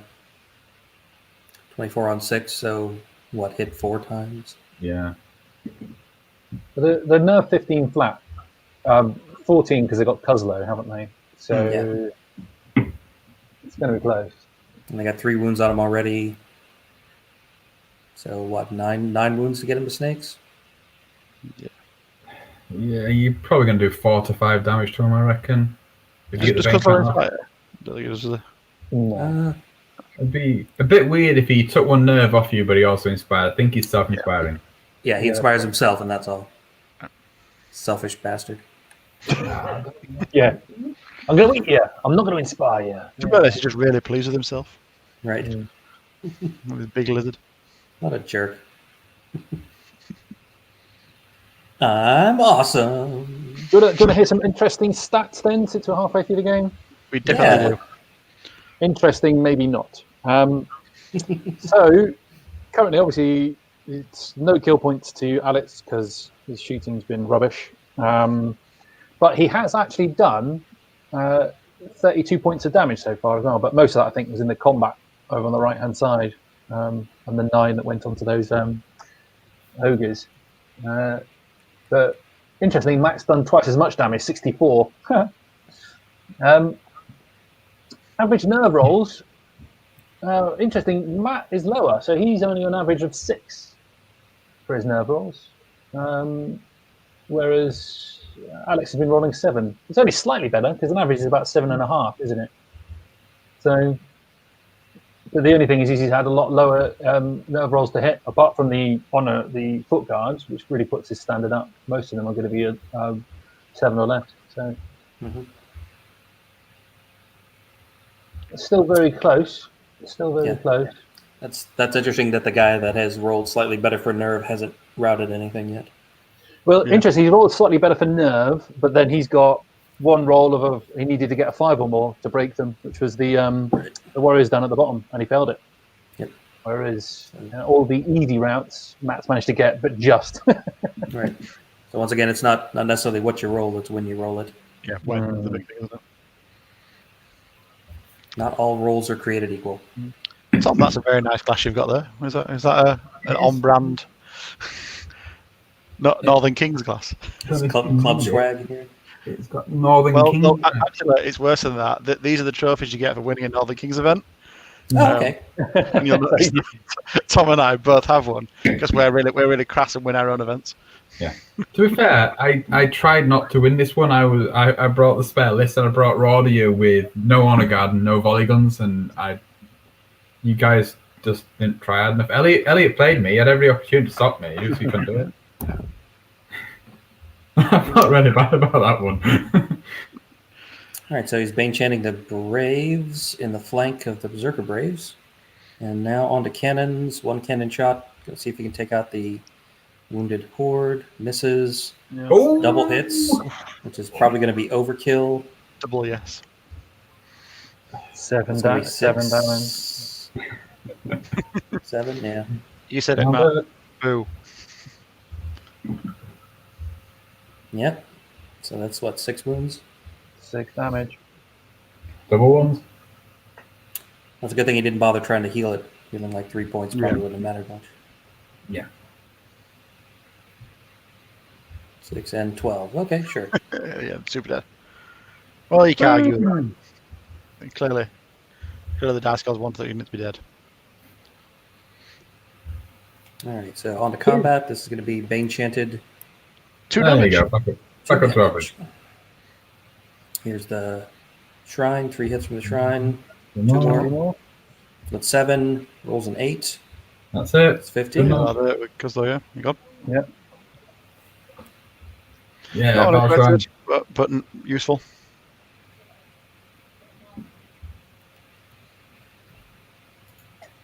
All right, Alex reforms his units there. So what do you feel about backing up the foot guard horde like that? Because you've effectively agreed that foot guard horde isn't going to play much part in the battle other than being unit strength. Yeah, you're just going to hold your center. Is that the right decision, do you think? Or is that a lot of points to be effectively giving you up on? Well, since you've killed, well, the rest of the combat's are still going. Oop, I think that's a standard bearer dying. Yep. Since you've taken out one of Matt's hordes, you're kind of now forcing him to say, like, okay, are you going to send enough over here to kill me and definitely take my center, or are you going to leave unit strength in your center and take one of the sides as well? Because it doesn't have that spare horde, or he can't just lead both the individuals back in his middle and hope to hold it. Or this is an iffy one. A bad roll here is. Oh, never mind. That's good. Never mind. Jesus. Is that what, 9 wounds? 11. 11's 4. 9 wounds? That's right, they still crushed 1. Yeah. Still And he crushed got 1. Yeah. Yep. It should do 6 normally, which is, he should get away, but he probably wouldn't kill them. I think with it's not his right anymore. So yeah. Yeah. Anyway, never mind. He rolled really well. And rolling really well doesn't help. But to be fair, I think Alex was rolling very, very, very well. Moment. Yeah. He was I don't know, unlucky last. he's rolling higher than Matt, so you can. No, it's true actually. Yeah, it just wasn't killing anything. Yeah. And here's the Duke, hindered, only hitting 3 This will be an times. interesting one. Yeah. Is that no wounds? Ooh, only one. Or 1 He's, wound? 1 wound. He crushed 2, is he? Yeah. Ooh. 11 will still pick him up. Oh, No not inspired. He must have been, because he drain life went off.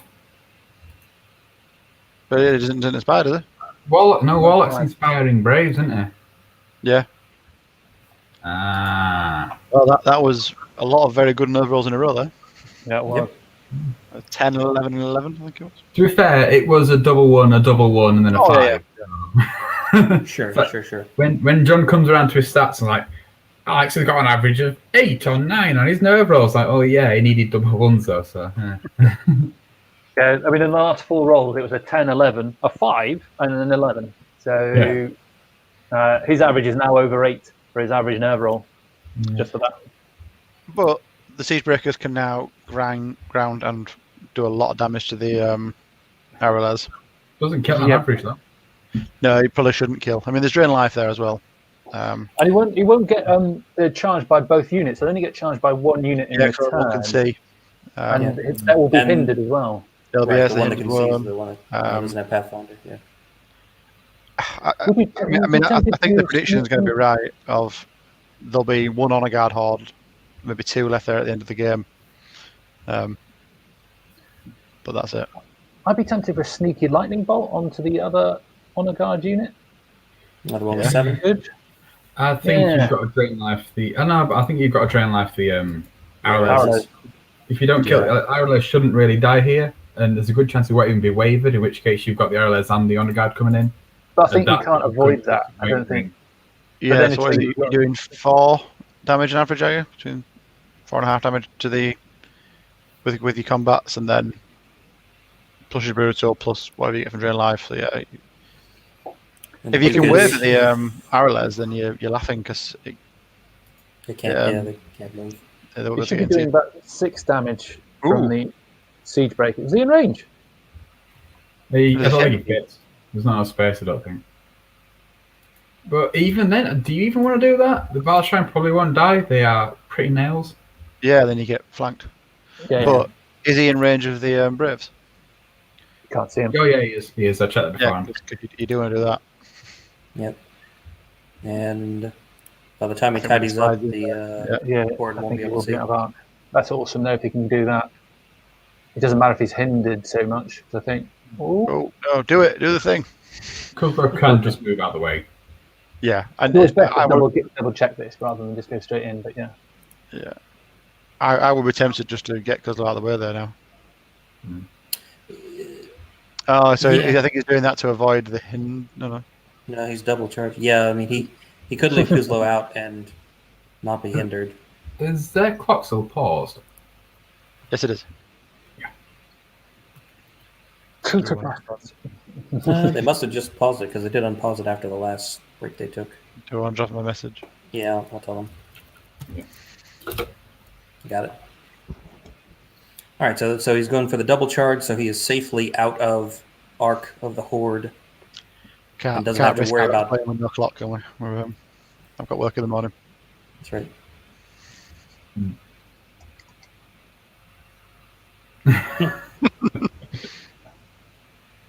This is honest.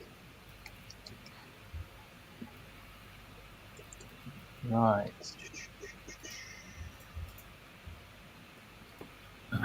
The problem is his cannons are now out of arc, really. Yeah.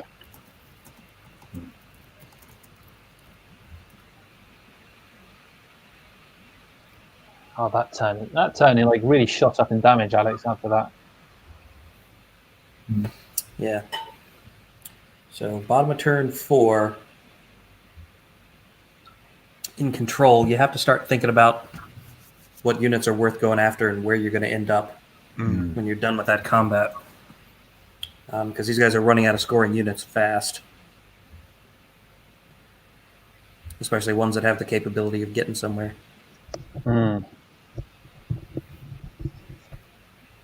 Yeah, that's what Alex thinks. Yeah, we know there's another thing. All right. Yeah, because if he can kill the Arrowlers and the Braves, what is he left then with 2 Night Hordes and the Foot Guard and the Shrine, haven't you? Is that the point where you start to bog out with the Shrine and just go, no, don't want to get involved in anything, just try and get out of the way? I don't think he will kill the Arrowlers, though, I've got to say. No. It's 15, 17. He's 15, 17. Yeah. 16, 17, 4s and 3s. Yeah, it's not. It's only 6 damage. That's not much, actually. Yeah. I mean, ideal situation is you waver him. Although he could be just saving his nerve rolls. He could roll on a 10 or 11 twice. Good. But staying stone really helps there as well. You do have Drain Life. Yeah, Drain Life might do what, 2 wounds? If you're lucky. It's like 4 3, 1.5. Yeah. So 1 or 2, it's going to be a good shot. Even on an 8, you need an 8 twice to kill it. And at that point, your J boots unit can move out of the way, and then the Pathfinder unit can come in and keep its Thunderous. Right. Yeah. Right. And then the J boot unit just makes for your center, and you don't have any unit strength there to take it away, and that's 2 points to Alex. Yeah.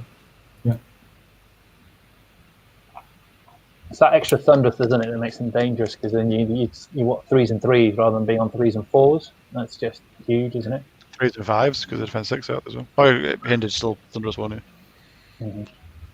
And the nice thing about the Duke, obviously, is Iron Resolve and Radiant to Life means if you don't they're just bastards.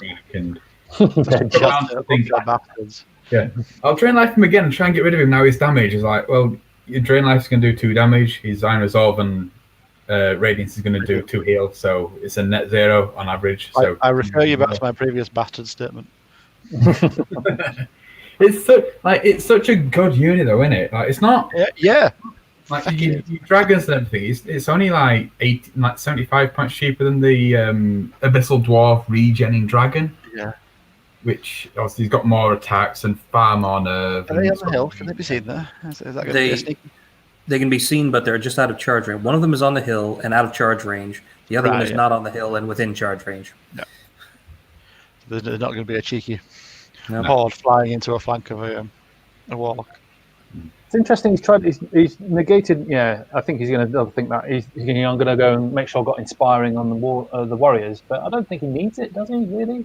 No. Because the cannons don't threaten him. No, he can't be seen. Can he by the horde? Yeah, out of arc, and now the terrain's in the way for the cannons, and even when he reforms, the horde won't be able to see him. I guess part of the issue though is the Battle Shrine can quite easily take a warrior horde to the face, in which case it will buy time for the foot guard to come in and they will pick up the warrior horde. Well, that's why I'd be tempted to have both of them lightning bolting this turn. Sure. Just to keep pressure on that horde.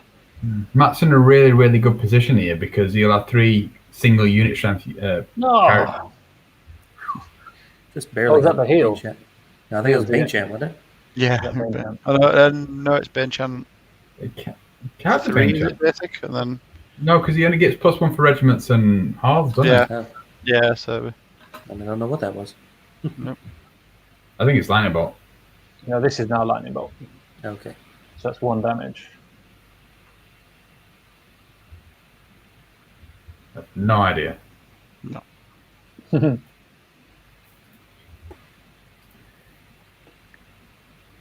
So that's probably what, Drain Life? You say Matt's in a really good position and he's playing really well, but I always find controls one of those scenarios where it can flip on you so quickly, and you only need 1 or 2 things to go wrong, and it tumbles because you've got to just keep every unit, everything held in place, and everything pinned down. It's more that how does he stop the 3 individual characters and Madfall from taking 4 squares? Because none of those warrior units can stop him from doing that. But they are all only 1 unit strength, aren't they? So yeah. I mean, his issue is as well. Those 2 on a guard aren't stopping any of those 4 units doing that. The Owlers is the only one who can really do it, but he's tied up. Nothing else his centre can stop him, and they are perfectly placed to turn and walk 6-inch, and both of those 2 in the centre there can just walk off and be in any 4 squares. Does that kill get him? It's 11. It's 14. 14 plus 2 minus 2. That should get him, shouldn't it? Yes. 11, yes. So yeah, well, yes, still gets him. It's bloody close. No, they seem to be putting a waiver there. Uh-oh. Have they doubled up the 2 things? Ooh. Warriors are brutal. Kuzlo subtracts 1. Yeah, they're dead. Mm-hmm. Battle Shrine's rallying 2. Halfling Regiment is 12-14. So Yeah, that should be it. Missing some combat. Oh, would you look at that? That's Siege Breakers getting 10 hits, which is all right, and then a terrible nerve roll. Mm. Well, no, a good nerve roll, but a poor damage roll. It's only what? Yeah.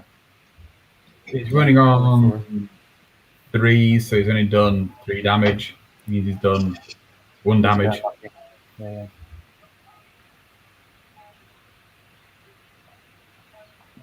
Why is he on 3 damage? You're on 1. Iron Resolve? Yeah, he's got Iron Resolve and Radiance, so he should be on 1 when he goes around it. He had 4 damage in total. He went down to 3, and then he's going to be down to because he had 1 from the Drain Life. Yeah, you're right. Yeah. I'm wrong. I'm an idiot. Yeah, we know. So trying to figure out what they were thinking on the Halfling Braves.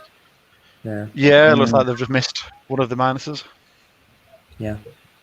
Maybe forgot Brutal, maybe forgot Kuzlo. Although I guess it's more likely he forgot Kuzlo rather than forgetting Brutal. You play Ogres. Exactly wide. Yeah. Rule everywhere. You got to appreciate that foot guard horde. They've taken that all day, and they are still not close to dying. Yeah, we've caught it. Okay. It's a good thing to catch. A big deal to catch out there because it does make a big difference having a warrior horde. Yeah, bearing look in the right direction. Yeah.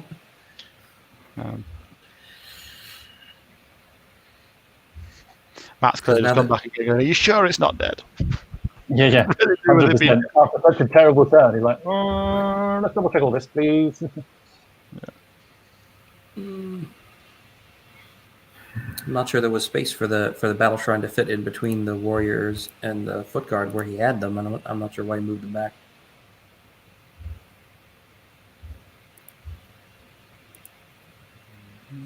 Thought his reform was pretty good there. They'll work it out. They've switched the clock back over to Matt anyway. So, I mean, All right, so now you've got a horde of honor guard bearing down towards the center, which will have enough unit strength to take Matt's middle, even if he puts all those individuals in there, right? Yeah. Is it 3 or 4? It's usually 3, so you can match it. Right.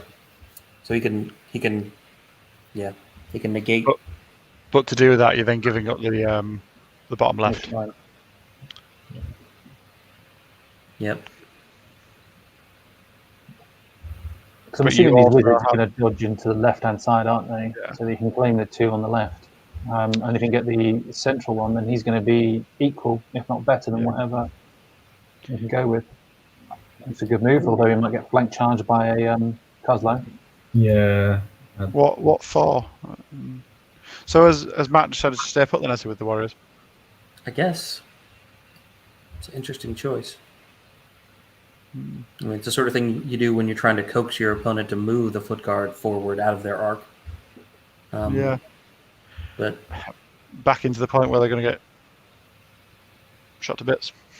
I think do you just sidestep the battle shrine and then turn the foot guard and walk them right up in front of the warriors so nothing can stop you from taking the charge on the warriors? Yeah, trying to give them as much damage as you possibly can. It's risky because the battle shrine with the amount of drain life there, and Kuzlo in the flank he's got a good shot at killing him. Uh-huh. Yeah, I mean, his cannons have no shots on anything this round. Everything's out of arc or behind terrain. I hope he moves them then. So many people, when you've got no shots, just leave them stationary and forget that war engines can move. Right. You know, they move them forward 5, turn them in, look at where your targets are now. I've seen so many of your games, Tom, where people have seemed really surprised when your organ guns move. Yeah. It's like, yeah, they do that. They are allowed to do that. Not very fast because it's halflings, but they don't get the halfling keyword. But They don't need to. Right. I know they can. I've just never seen them do it. Yeah. It's great when like, oh, I'm just out of range and I move forward and like, you can't do that. I love it. I love it when someone sets a horde up and then just like backs it up and then, right, okay, I'm fine now. So you move forward. It's like, shit. I've only got 2.5 inches. Coming towards me. I can't get out of range now. It's bullshit. Moving cannons. There we go. So they can see the middle better. Yeah, the way they're kind of angled towards each other. Yeah. Might be a little hard to get shots of both of them. Yeah. This will be a little tricky.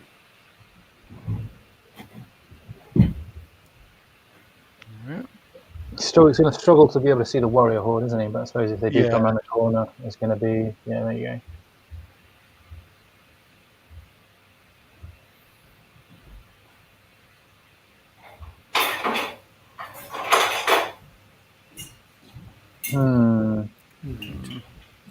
Not sure what he's going to do with the shrine then. He's going to try and pin him in place. Yeah, I would guess so. Pin him in place. Turn the horde to face them. So they're going to rely on the drain life and Cuslow to try and take out the honor guard, aren't you? He's got to stay within 6 inches of the shrine, or it's not going to work, is it?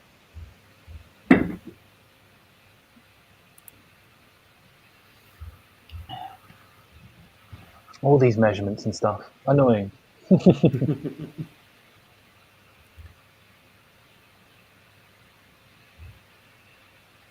Right, so Matt's got a lot of scoring units left, but not a lot that have more than 1 unit strength.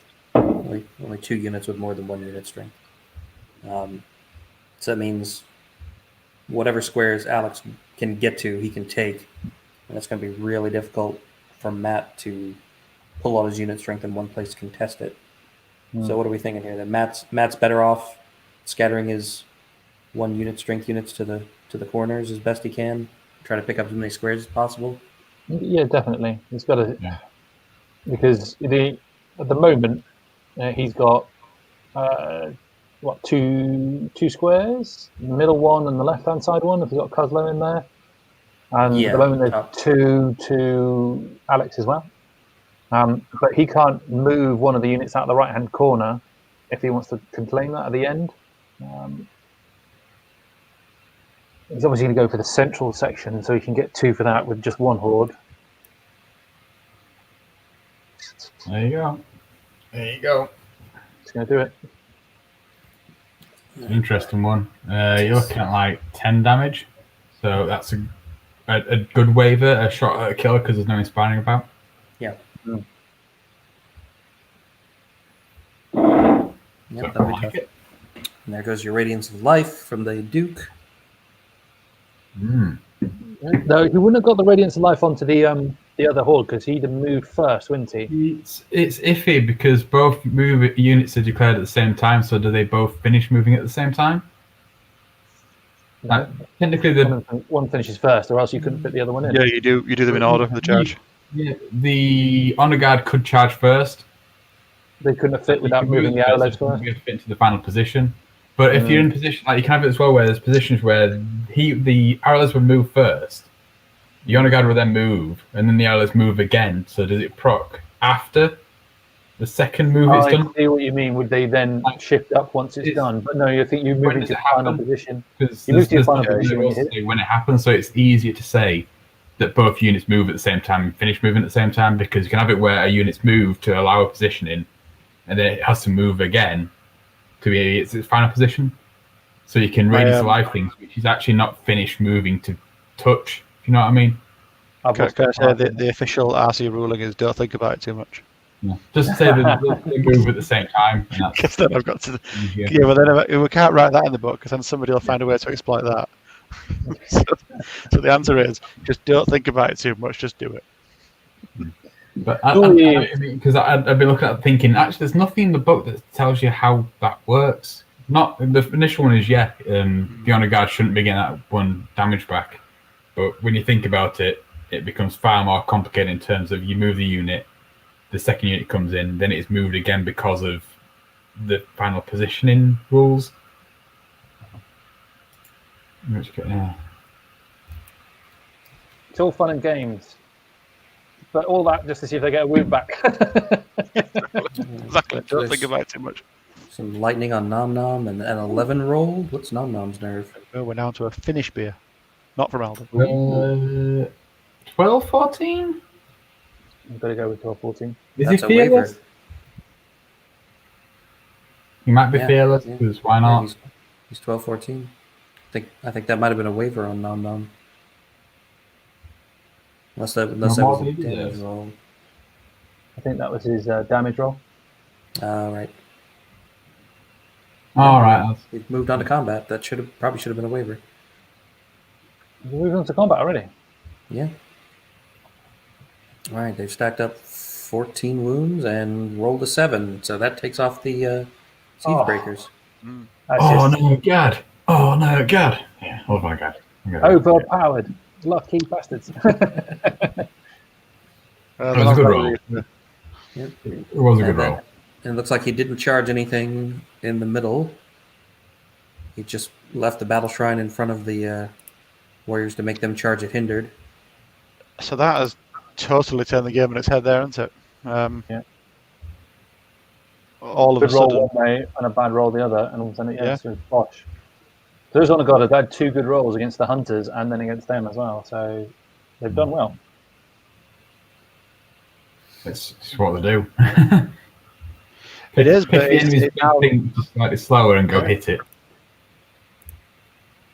Because Matt suffered from not having enough inspiring as well. He's not managed to get a lot of inspiring in there. No, you're right. Those are actually the Pathfinder honor guard, so they were not hindered.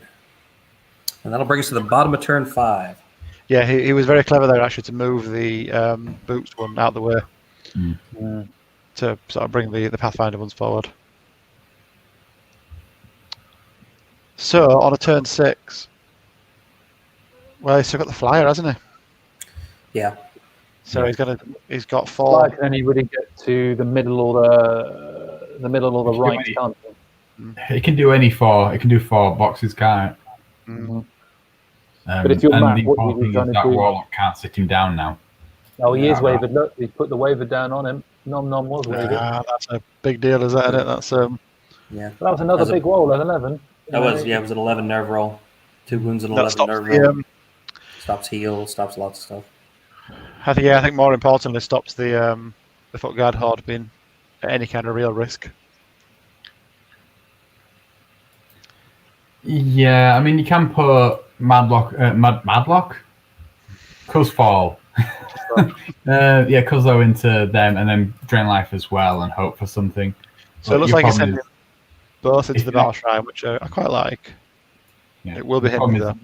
Yeah, the rallying is still there, and you still need to worry about Indomitable Will. And they are currently 23-25, so you're asking for a lot. I love that. It's great. Can Matt win now? Yeah. I mean, he's got 5 scoring units. What's his route to? Yeah, but I know, but there's going to be out unit strength everywhere. You can get 2 on the left, can't the infantry horde's got more unit strength than the warrior horde. But will it be? Will the infantry horde be alive? Will the infantry horde be alive by the end of turn 6? I don't see why not now. Well, Cuzzo will do some. Drain Life will do some. The warriors should pick up Battle Shrine in 2 rounds. You'll probably lose Cuzzo is the issue, but you're forcing him to bring unit strength into the middle then. Plus that'll be his turn 6, so then if it does finish on a 6, you can still put the warlocks into a position where they hold sections, don't they? It's true, yeah. It's helpful for Matt that he went second. And part of that is as well, because if you look at like turn 6, turn 7, how it's going to go, those 3 Roddy units in the bottom right likely aren't going to kill any Yogi units now. Whereas the Yogi units in the top middle, they are probably going to kill 2 scoring units, which means it's actually going to be 4 scoring unit versus 3. Can I just point out, by the way, just how useful these crosses are on the terrain? Yeah. Yes. Yeah, they're all right, I suppose. Thought they were. I don't know. It's probably a lot of effort for no real gain, if you ask me. Actually, Who put them surprising amount of effort. What are they made of? They're like weird circly things, aren't they? They're the terrain patches. Just squished. Squished Just down. put them down and then layered But- 4 that match the bottom mat on the top of them.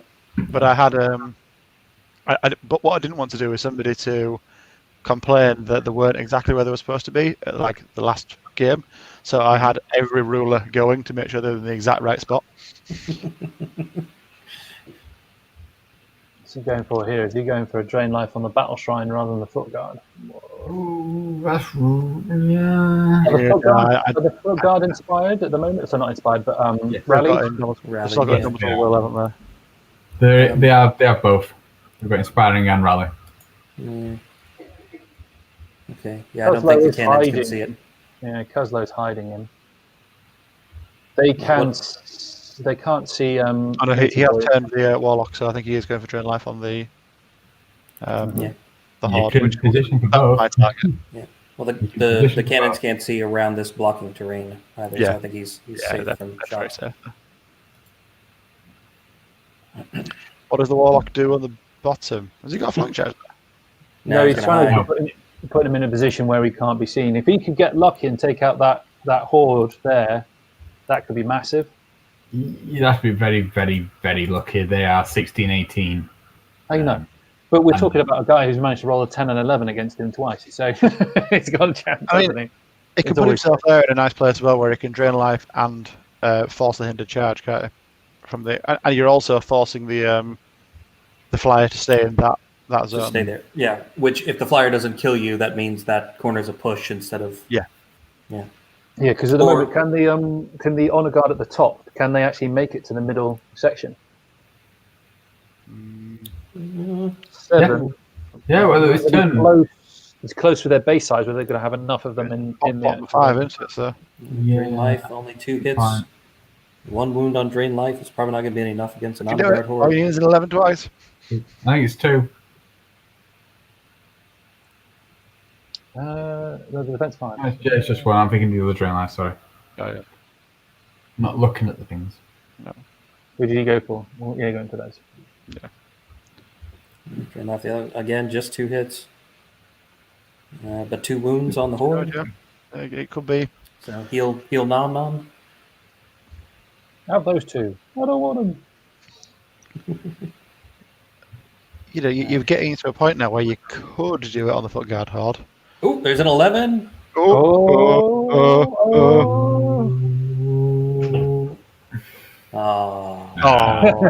all sad. Bang on what you needed as well, typically, isn't it?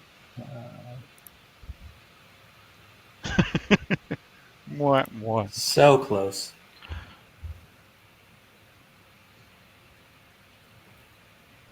So we're checking, like, is the Duke inspiring? Are we sure the Duke's inspiring? Yeah, that's very inspiring. just to really rub it in. Right. The most inspiring thing you've ever seen. He's a good boy. That's why. He is a good boy. Give him that. Is that what, 4 wounds and a 5 rolled? Okay. If he has a good shot next turn. He probably won't counter charge. He'll just back up and make you do a hindered again. Either that or 4 wounds. The other section, won't he? Kuzlo and Madfall does 4 wounds. That's He's an 8 twice. Is that including the minus? There's a 10 and a Ooh, 7. 7. So there goes Indomitable Will. Double will. There you go. 16. No, that's got it, hasn't it? Oh, it's rallied. Sorry, yeah, of course. Yeah. He's still rallied, yeah.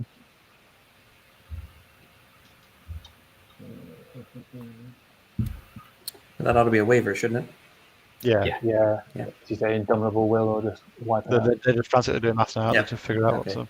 Yeah, there it is. That bloody meaty those hordes out that we rally around them.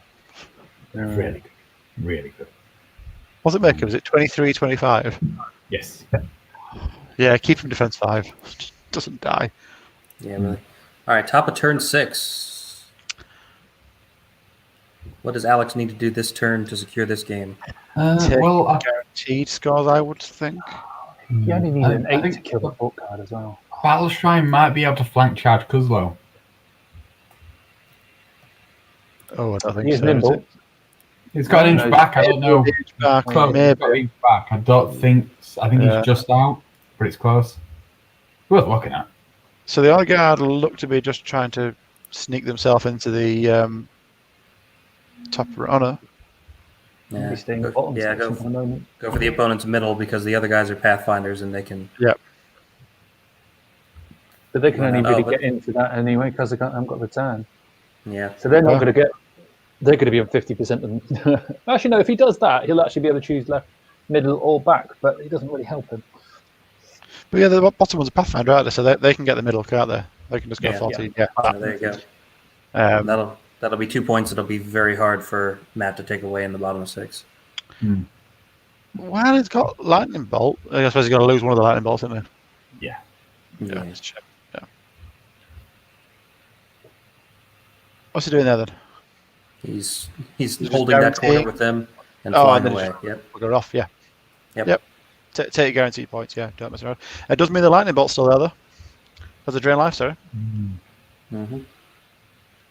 Yeah, I think he's gone a bit safe here rather than. Yeah, it does mean that you've got a warlock that can drain life.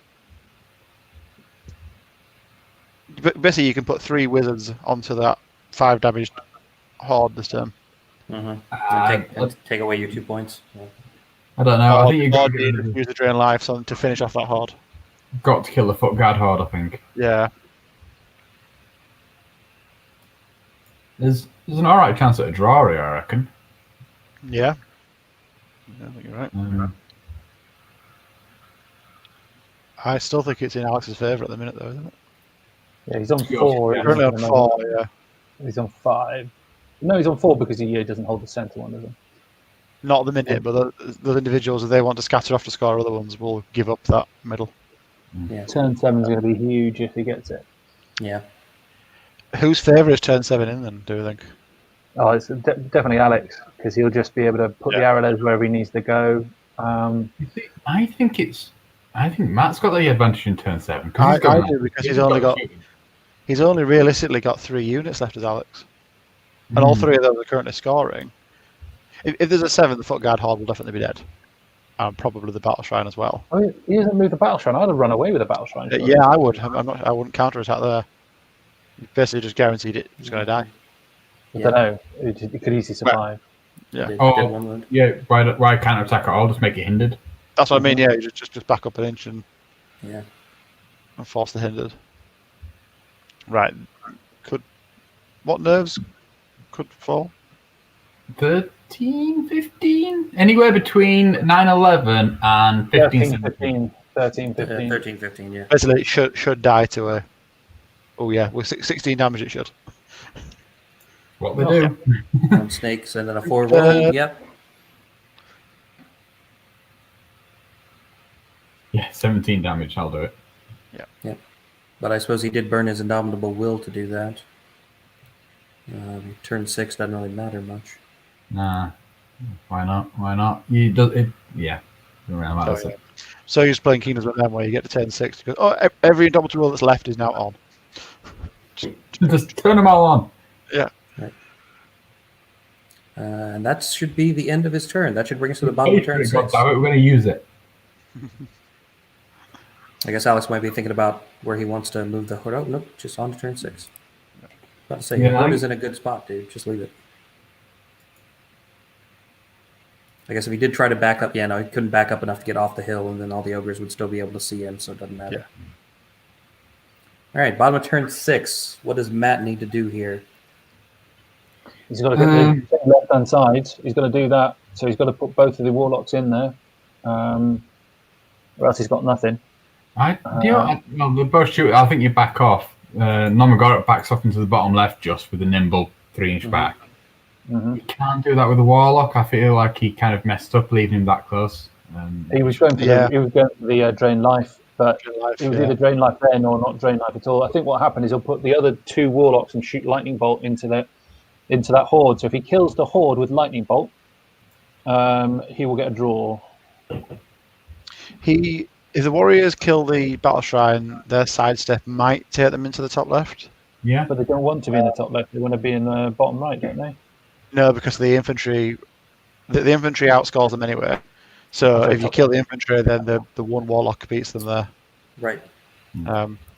But he needs the two left. He's better off using the warlocks than he is, because there's only a chance that the warriors get in rather than a guarantee. Yeah, true. With a lock violate. Yeah. Could only go an inch back. Well, he only needs to go back a little bit, but yeah. What height are the honor guard? Are they height 4? Yeah, large. Yeah. So it's going to be a hindered shot no matter which way he goes with this. But he'd be better off not being in. Right is just going to stay out the wood. Stay out the wood. It's relevant. You can see anyway, can't you? So. I mean, I guess, but do you want to really risk a turn 7 and getting picked up? Does it matter?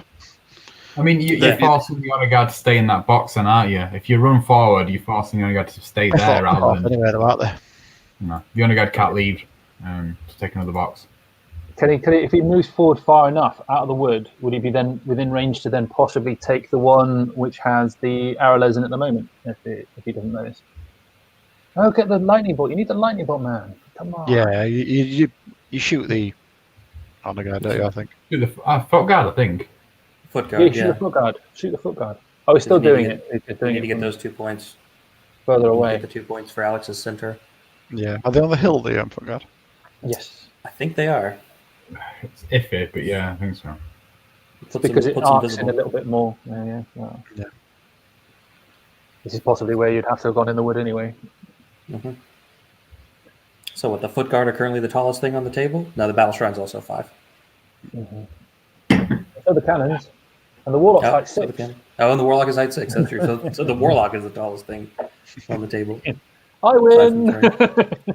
Warlock. It reminds me of my little sister when she stands on the stairs like, I'm taller than you.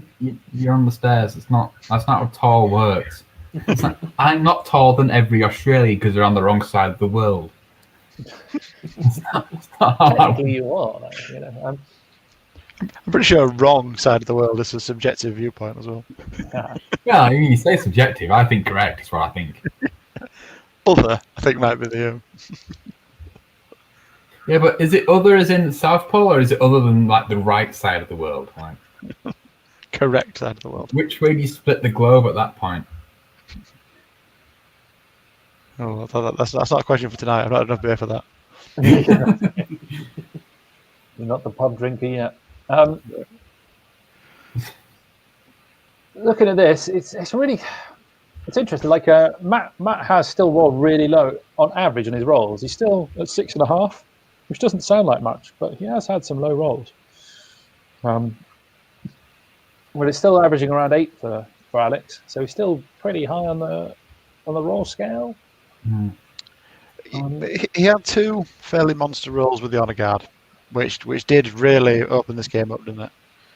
He's only really had 1 10+ route though. Yeah. You know? So he's only had 1 10+ route. Yeah. He had that roll with the honor guard where the first charge with the honor guard where both of them didn't quite achieve average, which was important because he needed to get a kill or a wave. I don't think either player has really had a particularly hot or cold dice, have they, really, when they've needed it? There's been the odd bit here and there. It's been very much an actual game of positioning, playing rather than rolling, which is nice. Mm-hmm. That's always the better game, isn't that? Yeah. Yep. Definitely a well played game by both players. Yeah. And I still can't really call it because it's control makes my head hurt. Yeah. It's minor advantage to Alex, I think. Yeah. On a good roll, Matt will have a draw at the end of this turn.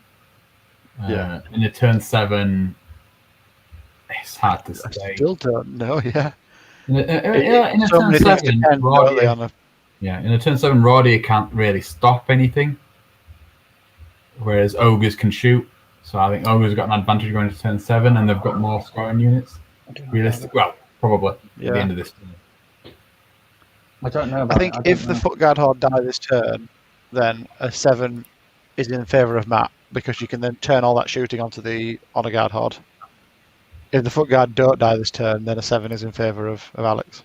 Yeah, I don't know why Matt moved that warlock up there because now he's an arc of the Duke. Arrows. Yeah.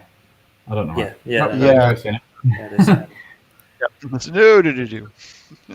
Don't do that. Just head for the line. So in turn 7 you can choose. I think is the only real option. Yeah. Yes. Yeah, just back up. You can't afford to not get a turn 7 and then lose because you didn't put everything in place to win on turn 6.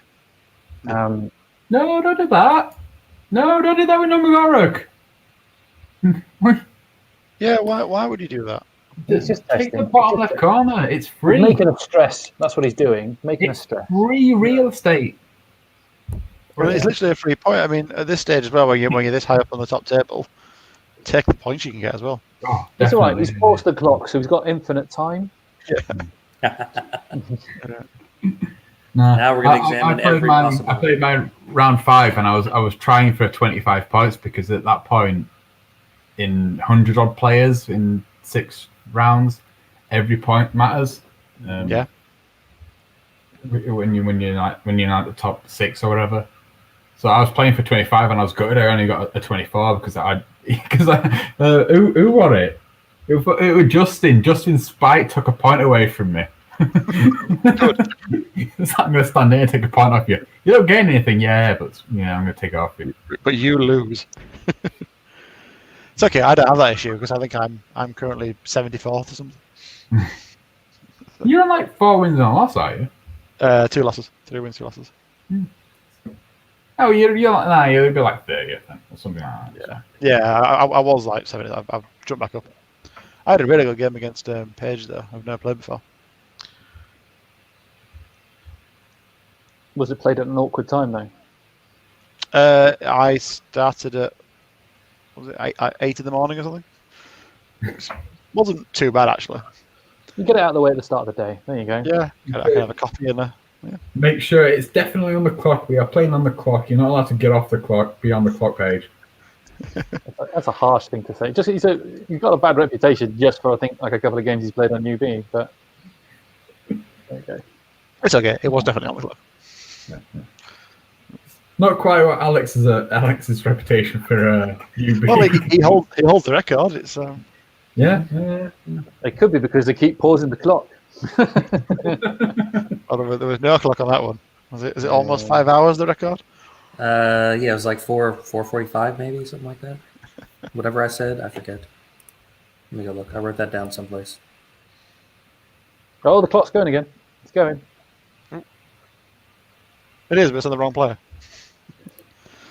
I think they swapped after they realised that there was too much time on Matt's side, but I think Yeah. maybe they just use the timeout like they do in American football, don't they? You just go timeout. You get 3 of them. I just fancy a pause and breathe. Cricket, they've been over 3 days. You fancy a comfort break for Team Biscuits, please? Yeah, that's it. Actually, the longest live stream. Oh, he stayed. That's it. game- That's what he's got.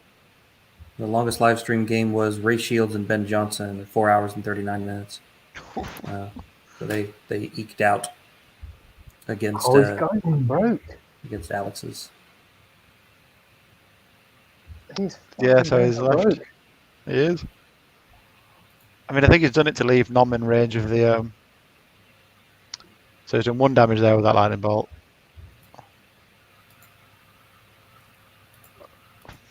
He's splitting his fire. Yeah.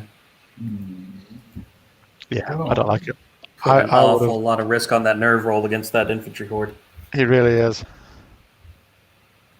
And I'm Plus, not, it's got I'm not indomitable sure what will, you so it can't gain be from. wavered, can it? He's already used it, I think. Yeah, but does it last now? Because you used it.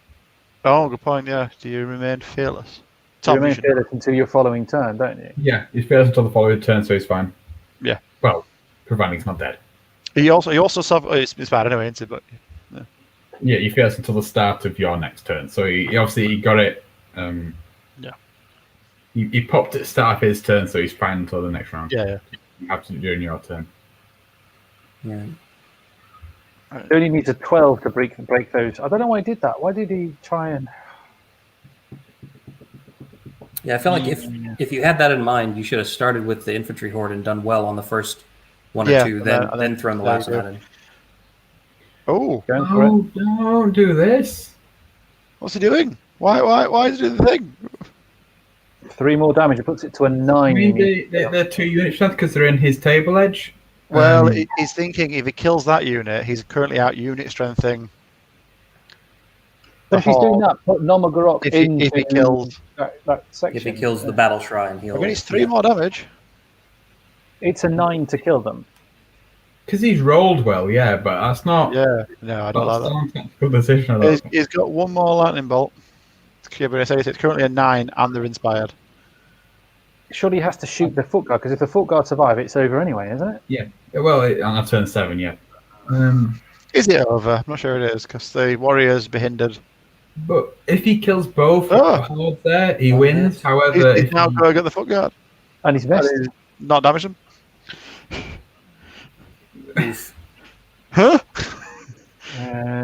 He must have just got flustered right at the end. Must have just got flustered, and he's rolled a 5. 6, sorry. Oh. That.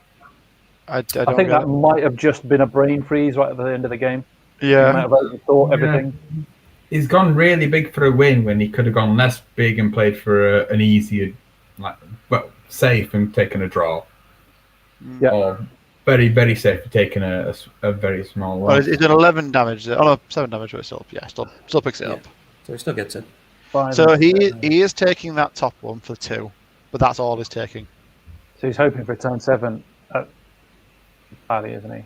I don't get it at all. It's currently 2 to 4.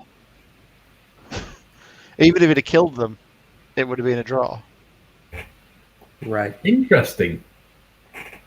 Yeah. So he's losing by 2 at the moment, isn't he? So yeah. And that's game. And he failed to get it. Oh. What are you doing? Huh? Would it have mattered? So, if he'd have killed the foot guard, what would that have changed? That wouldn't have changed anything for his positioning. He was hoping for a turn 7. Yeah, 100%. It'd have been a 3-2 to Alex if he'd have killed the foot guard. Yeah, if he'd have killed the other guard, it'd have been a draw. Plus the foot guard had 240 points as well, so that's another thing for him. So it would have been a draw.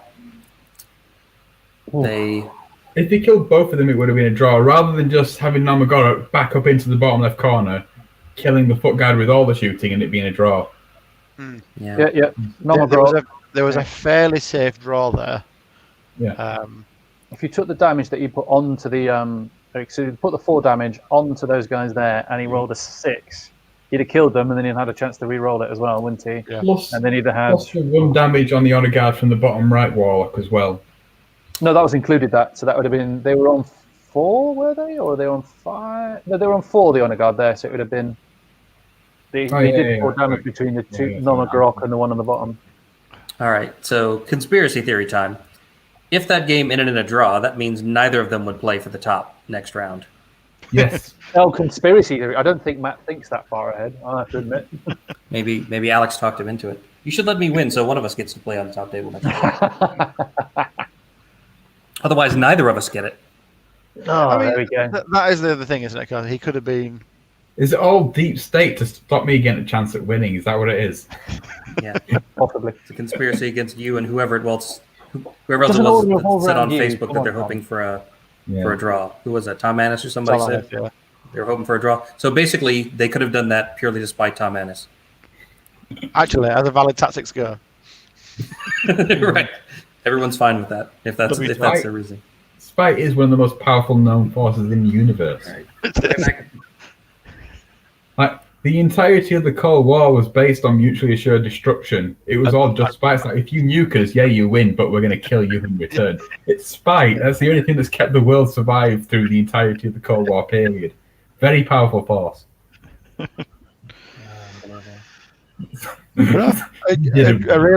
really tough game there, and a really well played game by both of them. Until the end, the clock finished at what was it? I can't see this. Alex wins over it. Yeah, 20 minutes is on Matt's side, and it's about 10 on the other side, isn't it? Yeah. Yeah. So if it had finished there, if it had done exactly that and got those rolls, he'd only had to roll another nerve roll to see if it had killed the foot guard, and and he'd have drawn. He needed a sidestep on the Warriors of, I think, a 2, so it's a 66% chance to get a draw. No, I was thinking if he put the Warlock into the left. Yeah. He didn't. The Warlock didn't cause any damage. So yeah. So if Nom had been in the bottom left, and the Warriors had sidestepped in, then actually it would have been a 4-2, 4-3, and it would have won. We're disappointed with you. That last turn. Was it going? Oh, so you had man flu. Now I know, right? You were completely incapacitated. You couldn't think. Yeah, I kept picking up the wrong dice. That was not bothered about your dice. I'm bothered about you threw away a draw. Movement. Go on then. Explain to me how throwing away a draw. Absolutely. We're there going. What's this? Right. Go on then. What did I do? You had Nom in the bottom left. Yeah. And then if you'd have put all the shoots against the foot guard, then it'd have been 3-3. All Nom had to do was back up 3 inches into the bottom left box. Oh yeah, which is what I tried to do. The Warriors after you kill the battle shrine. Which is what you'd done. And then we sat like, no, stop and do the I was kind of going for broke and just seeing if I could shoot those honor guard off down the bottom. Yeah. See, the honor guard would have been a 9 to kill them, but you'd have been on to kill the foot guard. It would have been like a 6.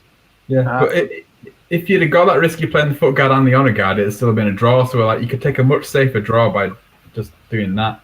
Yeah. But anyway, it's really good. And at the end of the day, we're all like, "What's he doing? What's he doing? No, stop, Matt! Come on, for England!"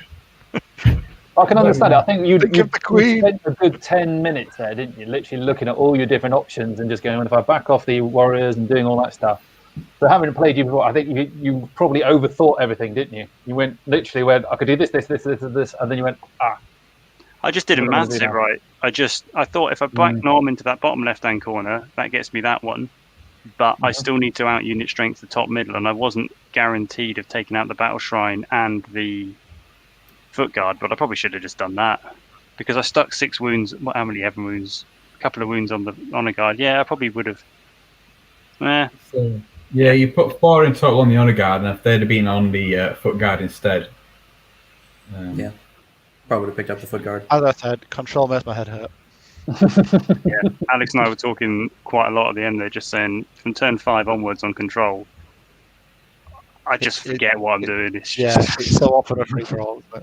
Yeah. I always think if you're feeling particularly mean as a TO, then you put control as the last game on the first day, when everyone's a bit merry, and had a few siders, and then just watch people's heads explode as they just sit there trying to figure out maths, going.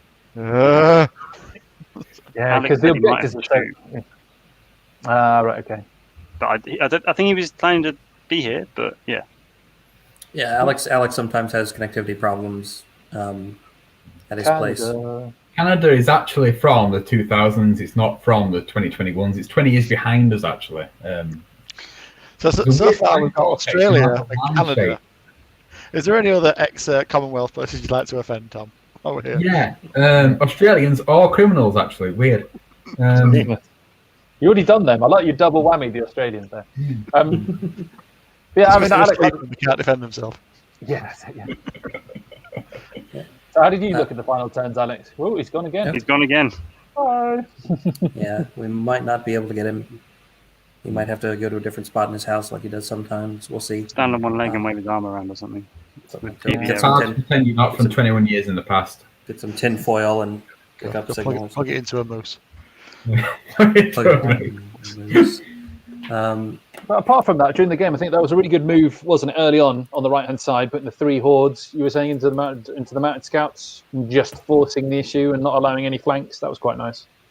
The whole point in the right-hand side was just to delay those honor guard hordes while I tried to deal with the left-hand side and kill it all, and then just spread out on the left-hand side and hope that it was going to take till turns 5 and 6 before they chewed through that stuff bottom right. And they just did it far too quickly. Yeah.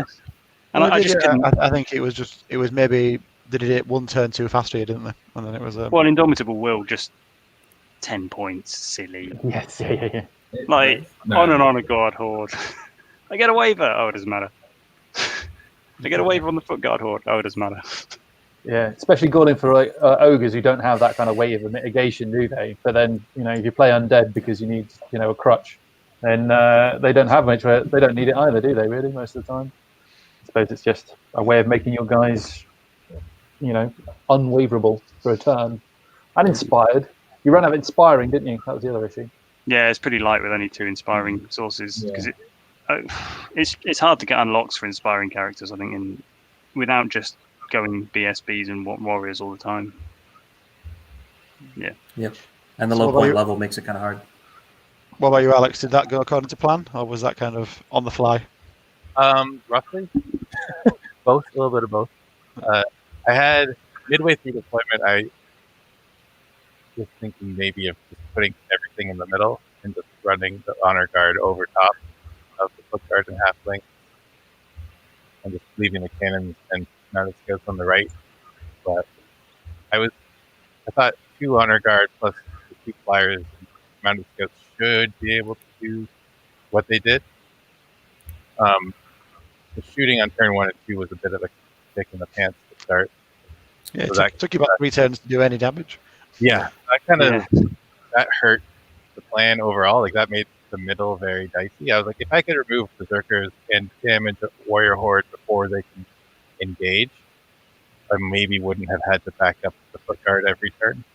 But I think I kind of heard bits and pieces through my bad connection about Indomitable Will, and just rally 2 on a giant horde, just kind of letting me slip through by the skin of my teeth at the end there. Just kind of delaying, absorbing damage while the honor guard did the work. And the cannons had like a couple decent turns. So, well, they shot at the warriors pretty well on turn in the middle 4 or something like that. Yeah, that was pretty annoying. I think 3 and 4 there. You kind of expect it though, don't you, for the amount of shots that they fired at them. But then they did do a lot of damage on the ones they did do. Yeah. And then lightning bolt, I knew at 1800 my peg wizard would kind of act like a mounted scout troop and lightning bolt wizard. I didn't want to sacrifice them that early, but it was worth it. So. Oh, 100%. Yeah. I mean, stopping those guys going into the flank of your arrows was huge. So you'd sacrifice that every single day of the week, wouldn't you? We were wondering why you didn't. Oh, go on, man. Oh, we both had like the large infantry, large cav, like heroes, which can be, they're super useful because you can have chaff and lightning bolt and just getting in the way. So like when you're engaging, you can kind of just like throw one. It's like we'll just block it up. So that was. Go ahead. Oh yeah, the other one was turn 2 through your RLS when you had the right flank jump down the right flank and turn, and the army standard bearer there had a shot at stopping you, but we're there thinking that's worth it anyway. So we're wondering what your thinking was with that one. Yeah, that was the original plan. Like I lined it up, and I was like, and I feel like against my game against Mike Zettelmeyer, the Airles survived a BSB charge to the front without getting disordered, and I thought I was probably due for one going against me. I was just like, it would have been worth it in a way because it just would have put the threat there. But it worked the way it did because I knew like he would be able to act as a really durable chaff piece against without Bane Chant on that side and hindered. I liked his chances against Siegebreakers, even with the Drain Life kicking around. So it was conservative, but I think at that point, with the way the middle was going, I didn't want to take risks on that side. Yeah. We were looking at thinking it's a really good opportunity to you don't have to be aggressive, you have to force Matt to be aggressive. Yeah. Because Matt can't afford to mess that up. So everything's either going to have to be in a line or he's going to have to come full, like, whole hog at you. He's not got a choice, so he forced him to make a decision rather than you having to sacrifice the scouts. And he wouldn't have been able to act like he would definitely disorder it. So that was the original plan, but I kind of chickened out. it was a really cool little interplay for like seeing you like doing little counterplays to each other and each other like reacting to it. Yeah, it's like that speed 7-6 zone is like it gives you have to be pretty cagey because that with that flank. It's easy for both of you to back out of each other's ranges. Yeah. Yeah, But I'm glad that it didn't go on. Like I needed it to happen the turn it happened. I didn't want it to go on one more turn. Yeah, otherwise you weren't going to be getting into the middle. I was running out of time, especially the way the middle was going. I was like, the foot guard were gonna. I figured they would die turn 5 or 6, so I was not counting them surviving. So I wanted the flank to resolve quicker. Yeah, the foot guard one as well, where we're like I looked at it and I thought you might have gone a bit too far forward in the middle, and then you're like you get back having to back up as a result, and not quite getting to use the foot guard to the front was like for the proper threat. Yeah, and just the speed 4 and the halflings made me mess up the angle, and it kind of just frustrated me. So I was just kind of like, they were always just a little bit out of position, but they were getting a lot of attention, which was okay as well, like for the same result, right? 75-point unit with Battle Shrine, you were 14-16, and twice you were wavered where normally you should have been dead, and you're like, well, that's that unit doing its job. They're still defense 4, so that I was like, they don't have ensnare like the pikes, but defense 4 is still defense 4. So, and if Matt was kind enough to take warriors and braves and not just siege breakers across the board. No, it's not worth it at that point level. I don't think to just spam siege breakers. It's just you just can't get enough drops. Not on control, I don't think, because at 1800 points, one less character, all that stuff. Yeah, when Mike. Oh, sorry. No, it's good. I said when Mike was reading the list and he said I had 18 unit strength, I'm like, oh, I didn't actually look at that before the game. I was like, damn. Really for you? Yeah. We're looking at it the entire way through the game, going actually. Matt's always going to be in a really good position here because realistically, he's going to have at least 3 single characters that are going to be 3 unit strength. And what does Alex have to stop him from just wandering off into a corner because Alex's stuff isn't quick enough? Yeah, I had a hard time getting to them.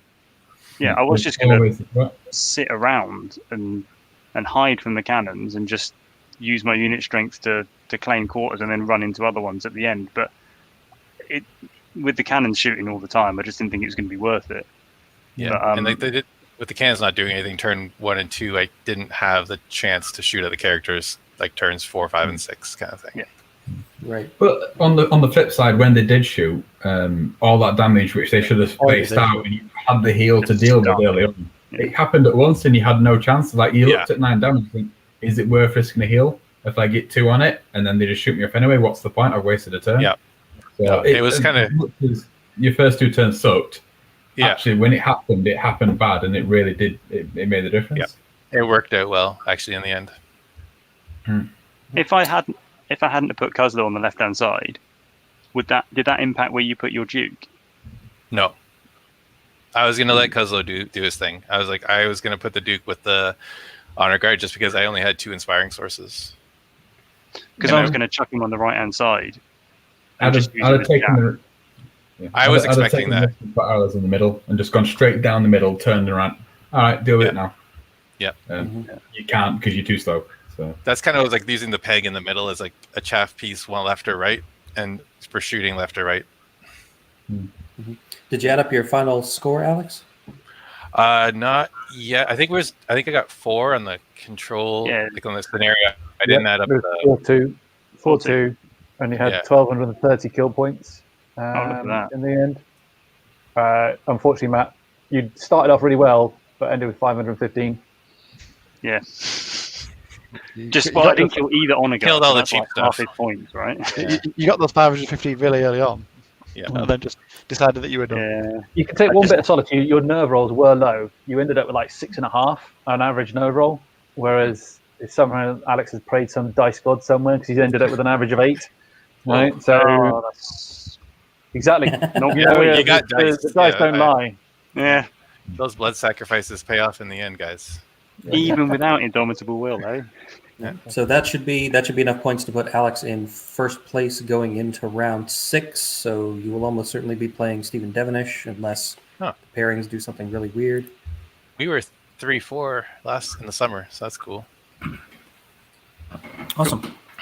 Yeah, it's a good got any game. I really enjoyed Nice. it. Just brain farting at the end, maybe not to get a tie, but I think I was so tied up that I was thinking, what if I don't kill those foot guard? I'm going to end up with like no points at all. I'd rather try and get some points, but yeah, and even sidestepping the warriors at the top, I needed a 3 to get into that top left-hand corner. Yeah, exactly. Yeah, 2 or a 3. We didn't know. Yeah, without. the 3 I measured it, so I was thinking, well, if I do manage to kill all that stuff, then maybe I could win, but that's a pretty big if. And sidestep 3 inches.